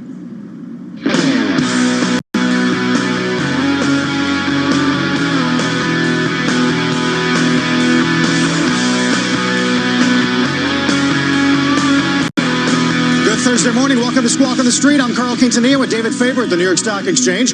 Kramer's in Seattle today, where later today he'll have an interview with Microsoft's Satya Nadella, which you will see tonight on Mad Money, 6 p.m. Eastern Time. Futures solid a day after we close above Dow 29K for the first time. A trifecta of solid eco data today. Retail sales, Philly Fed, jobless claims. Europe's trying to get back some opening gains in the 10 years at 1.8. Our roadmap begins with the unstoppable market as investors digest the details of that China trade deal. Stocks on track to open at a new round of records. Plus, Southwest follows American and United. It's pulling the Boeing 737 MAX until June. Airlines are digging in for more delays ahead of peak summer season. And shares of Morgan Stanley jumping ahead of the bell. The bank delivers a massive beat. James Gorman says it posted record profit and revenue in 2019. Stocks looking to make more history a day after the Dow closes above 29K for the first time and the president signs that phase one trade deal with China. S&P's on pace for its 7th weekly gain in 8. And Jim, these retail sales numbers, which came out half an hour ago, total holiday, ex-auto and gas up 4.4, non-store up 13.7. It does seem like names like Target might have been an execution issue. Yeah, I have to say that. I just don't any other excuse. And I do think that Brian Cornell pretty much said, listen, we screwed up. Other people, other stores did better. That aggregate number is so much stronger than anything we saw from Target that I have to believe they either went to Walmart or maybe they went to Best Buy, maybe they went to Costco, but they sure didn't go to Target. We're going to get more earnings as we shift from the financials to CSX tonight. We'll talk more about the industrial economy. But in the meantime, Morgan Stanley, again, sort of reiterating solid performance out of the financials this earnings season. Yeah, luckily I was able to pass Wilf on the stairs there, who was listening to the conference call, of course, follows financials for us. Listen, it's about guidance as much as anything else at Morgan Stanley. They came out with very strong numbers in terms of what their outlook is for this year. And that's why you see the stock up, Jim, as much as it is right now. We're monitoring the call, of course. We'll bring you more on it. The numbers themselves, good, but I think the guidance is the key here. Yeah, look, most of these companies can't even put out guidance. They're really thinking that they're the slings and arrows of the economy. David, this model that Gorman has is a model of consistency. And I got to tell you, I'm impressed. This is a well-oiled machine, so you can put a multiple on it. And right now, David, why is this company selling at a multiple that is so low versus other companies that are asset gatherers, 10 times earnings? Maybe this is the bargain in the group. Yeah, well, you've mentioned multiples before when it comes to this group overall. I mean, they are low. They're low for potentially a reason. And, of course, with rates where they are low, there's not much expectation when it comes to the big banks in terms of an increase in net interest income or net interest margin, Jim. But Goldman Sachs also trades, obviously, at a low multiple, more deserving perhaps there than Morgan Stanley? Yeah, definitely, because we still haven't seen what kind of the end of January meeting will maybe give us some sense about the line items. That thing's all over the map, and that's not going to get a high multiple because of that. Morgan Stanley deserves a higher multiple. David, I'm calling this the Dangerfield group. It's Rodney Dangerfield. There's no respect to this group. And it's really pretty amazing because you got a guy like Gorman who reinvented the company on the fly during the bad days. It's now reaping the gains. The wealth management business is every bit as strong as some of these asset gatherers that we see. I don't know. It's got a BlackRock feel to it in some ways with higher multiples. I am very impressed with what Gorman's doing, but obviously Wall Street isn't. It sells at the same multiples all the other guys. Well, Wall Street's catching up quickly, at least for Goldman. Price target increases today out of Credit Suisse, JP Morgan, KPW, Piper, Evercore goes to 267. So Street's getting religion to some degree, Jim. And it does bring us sort of to the relationship between the banks and the administration. Obviously, we paid close attention yesterday to the signing of that trade deal. And in that signing, the president did address specific companies and specific CEOs, including JP Morgan. Take a listen. Mary Erdos, J.P. Morgan Chase. They just announced earnings, and they were incredible. Where are you? They were very substantial. Will you say thank you, Mr. President, at least? I made a lot of bankers look very good. I was just J.P. Morgan. Let's just play one more out of this before we get to talking about it, and that was Trump addressing David Calhoun of Boeing. David Calhoun, he's got a very easy company to run. He just took over Boeing. Where's David? David, where's David? Stand up, David. See, you didn't want to stand. Let me tell you, it's not your fault. You just got there. You'll straighten it out quickly, please? Okay, I have no doubt. It's a great company. All right, so Jim, the lesson here is that at least if you're looking at big public businesses, they have a vested interest in making sure that at least that this phase one agreement works.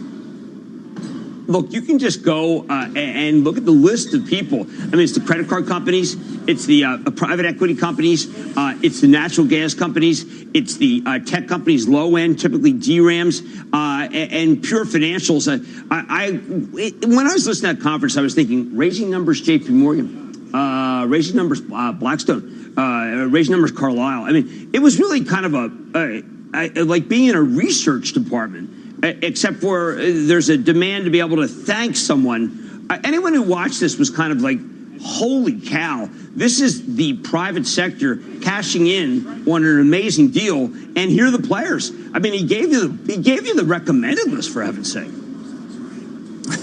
Although a day later, with analysis of the actual language, guys, I mean, there's a lot of questions still about whether the Chinese are going to be able to follow through on these enormous purchases that they have committed to, or seemingly committed to, or whether it's going to have to be state mandated, which of course makes it even less likely that it's going to be a market-driven economy over there. And then, of course, really the key compliance provisions of all the different parts of it that are not about purchases, but are about things that are more important to many of the people in that room. Namely technology transfers, cyber espionage, state support of enterprises, and all the other things, many of which will be dealt with in phase two if we get there, Jim. Yeah, look, this is not a hold to buy analysis. It's a hold with a possible upgrade. Again, being granular because of the way the president speaks, these companies can cash in, is I guess what I should say, use more of a conditional. But remember, our tariffs really didn't come down much at all, with the expectation that Chinese scratch our back, we'll scratch theirs. Watch the credit card companies. Watch Visa, and MasterCard. That's the easiest for them to turn on. Those companies have been waiting for it forever. It doesn't really hurt other companies in China. You got reference to the CEOs of both those companies. I think if you want to tell, so to speak, of what this deal really means, you got to watch Visa. You got to watch MasterCard.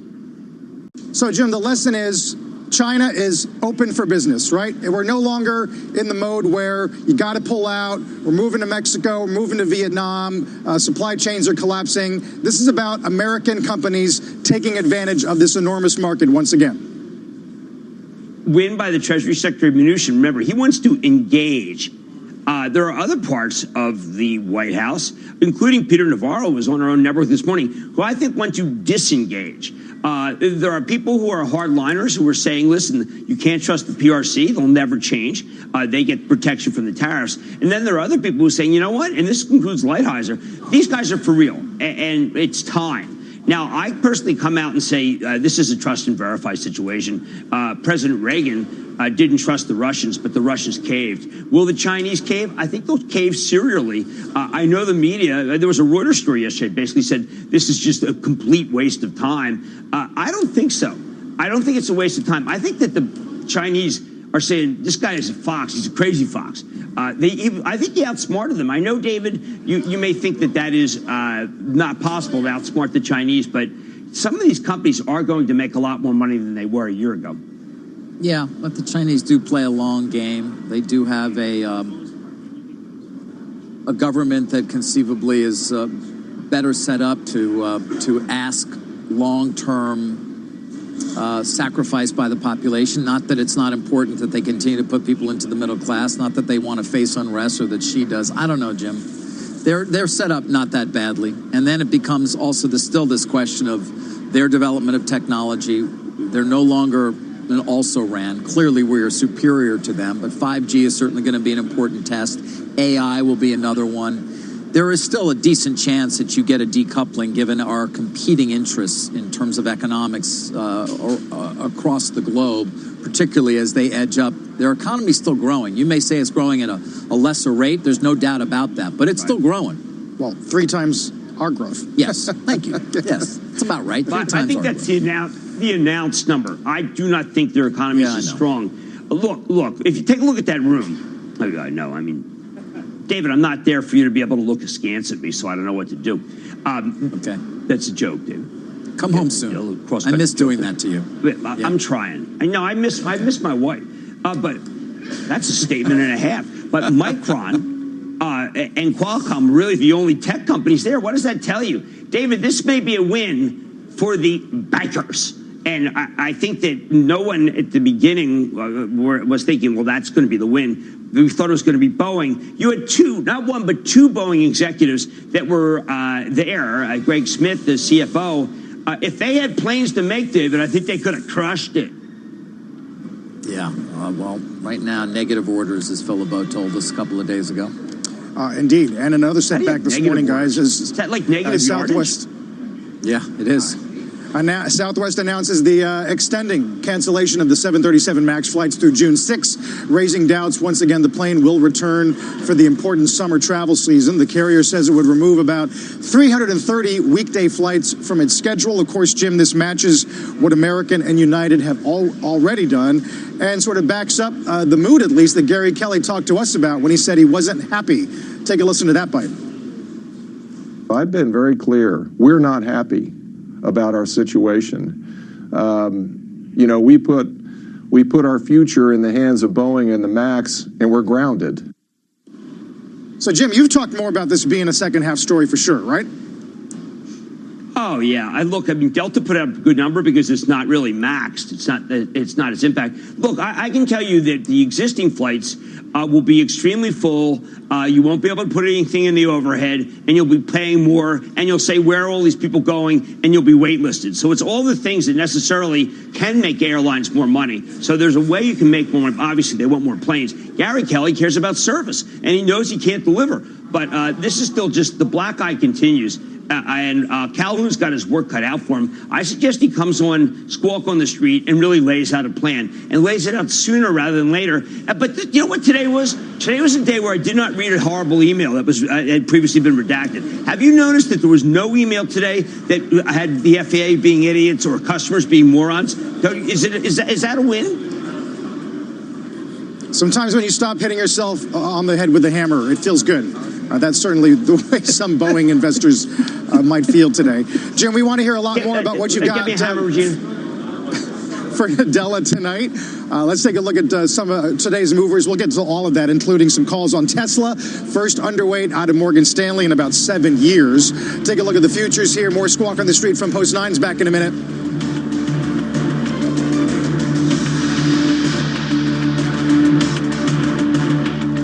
I believe ETFs are a great way to invest in the market.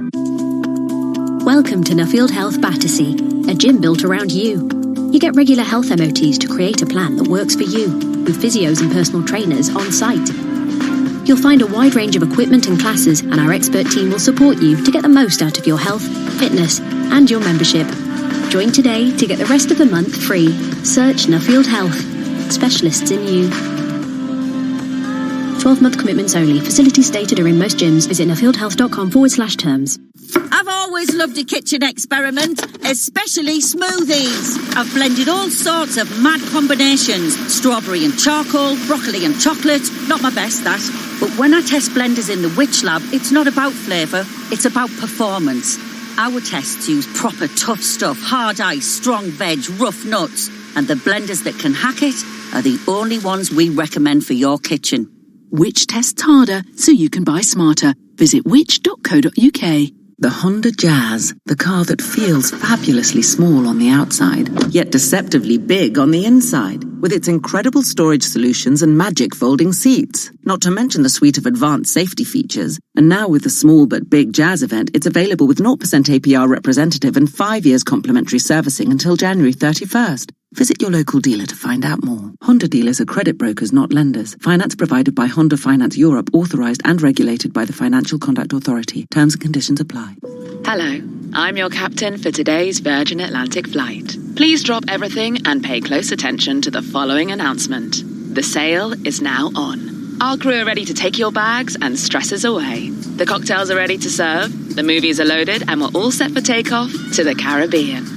So, take your seat in our award-winning economy class. We're ready to go when you are. The Virgin Atlantic sail. Fly amazing for less. For more details, visit virginatlantic.com. This is not a commercial. This is a reminder. With TuneIn Premium, you could be listening to more music commercial-free. Get over 45 commercial-free music stations. Visit tunein.com/premium to upgrade.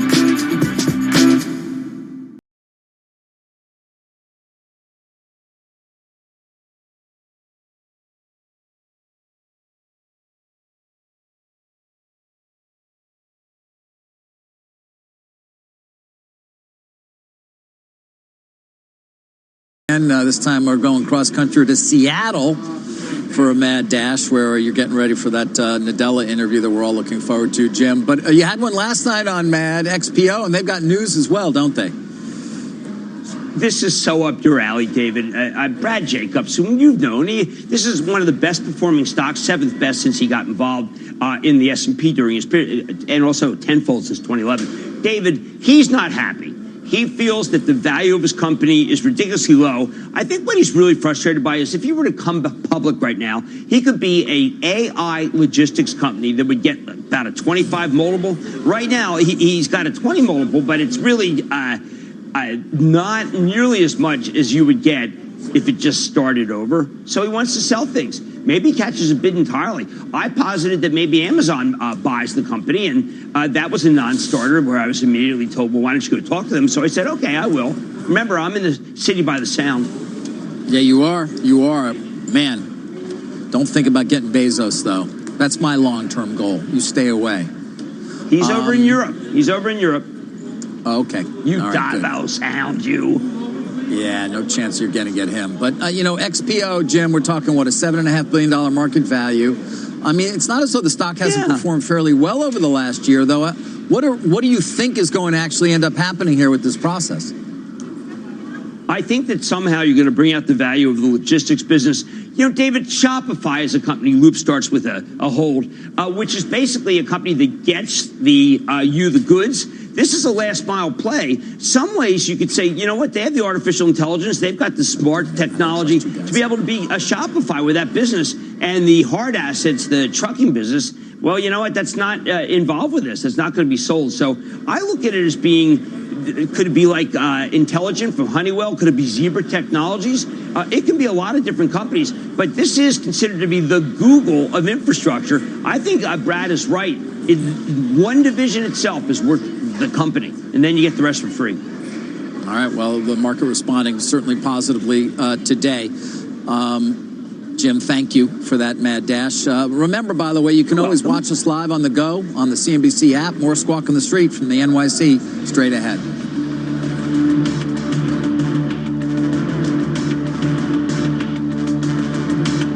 Ship Skis presents Ski Moguls. Dad, I'm doing the mashed potatoes too. Do the Albert Bartlett potato mash. Do the twist. Do the patatas bravas with a British twist. Yeah. Do the brown sauce, balsamic and chutney. Oh, do the melting potato slices. Do the dishes. Grab a brand new recyclable bag today and do the Albert Bartlett. He's got a brand new bag. Hello, I'm your captain for today's Virgin Atlantic flight. Please drop everything and pay close attention to the following announcement. The sale is now on. Our crew are ready to take your bags and stresses away. The cocktails are ready to serve, the movies are loaded, and we're all set for takeoff to the Caribbean. So, take your seat in our award-winning economy class. We're ready to go when you are. The Virgin Atlantic sale. Fly amazing for less. For more details, visit virginatlantic.com. Hello, I'm Nat Coombs from ESPN's The Nat Coombs Show, which admittedly is 1 out of 10 for original podcast name, but 10 out of 10 for NFL chat. Every week, we're dropping 4 episodes with an all-pro lineup of terrific guests, journalists, comedians, players, coaches, you name it, all getting you up to speed with everything gridiron. The Nat Coombs Show, American football, British accent. Add to your favorites and listen on TuneIn.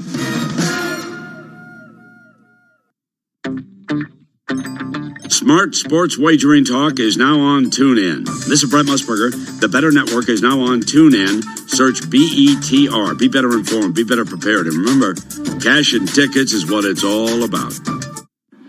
NFL Conference Championship Weekend is live on TuneIn, starting Sunday at 3:05 p.m. Eastern. Don't miss the Tennessee Titans and the Kansas City Chiefs in the AFC Championship. Gets to the goal line, in for the touchdown!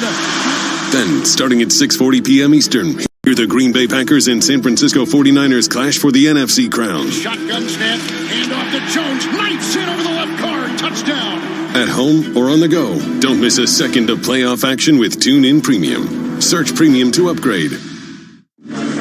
Got a lot of data this morning. Philly Fed, retail sales, jobless claims, all of it uniformly good. And that has futures up. We're going to say hello to S&P 3,300 at the open as we see Dow 29K once again, the opening bell in less than 10 minutes.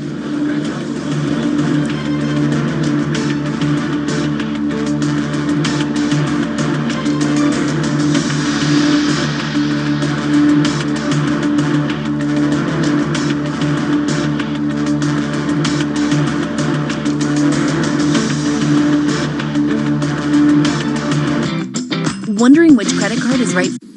When you're not listening to your team, take it to the end zone, the rim, or the net. Keep up with the biggest moments in sports by following TuneIn on social media. Block, hook, into the end zone for the touchdown! From reminders of the live top games to tips of the best sports stations and podcasts. Welcome to Undisputed. We are live from Los Angeles. I'm Jenny Taft here with Skip Follow Bayless. at TuneIn on Facebook, Twitter, and Instagram to get the most out of TuneIn. Upgrade to TuneIn Premium and get over 45 commercial-free music stations. You'll also get live commercial-free news, plus live play-by-play games from NFL, MLB, NBA, and NHL. Visit TuneIn.com/premium to upgrade. On the goal line, scores! It takes it home! Hockey fans, the 2019-20 NHL season is here. Here's Pietrangelo, he scores! And you can hear the action live on TuneIn Premium. A move, and a shot, and he scores! From regular season action to the All-Star Game and through the Stanley Cup in June. Hear the home and away call for every game, for every team live. At home or on the go, never miss a game with the NHL on TuneIn Premium. Upgrade today. A lot of people aren't aware that TuneIn lets you listen to the same terrestrial stations that you pick up on your FM AM dial, except you can hear them from anywhere. To see all the stations broadcasting in your area, find the local radio section on the home screen. Keep it local with TuneIn. You might already know that TuneIn allows you to listen to all the pro sports leagues wherever you go. But did you know TuneIn is also home to the wide world of college sports? Open three, DeAndre Hunter got it! Handoff Carruthers, big hole right side. He leaps and he surges in, touchdown! From live college football, basketball, and baseball games to podcasts and coaches shows fueling your love for the game in your school. And the best part is, it's all free. Search college sports to find your team or league. Pascal gobbles up the rebound and slams it down. Get your favorite NBA team right here on TuneIn. A step back, deep three is up and in. Search NBA on TuneIn and hear all the action. The NBA lives on TuneIn. Come on in. Find your place today with Silver Sneakers, included in most Medicare Advantage plans. Enroll today by calling the number on your screen or visit GetSilverSneakers.com. Look who's cheap now. You are. And millions more just like you with CheapoAir.com. Because when you spend less booking your flight, you're free to do more, see more, live more, and save more. So you can start planning your next adventure. Just download, click, or call and save on the best flights. CheapoAir.com. Go ahead.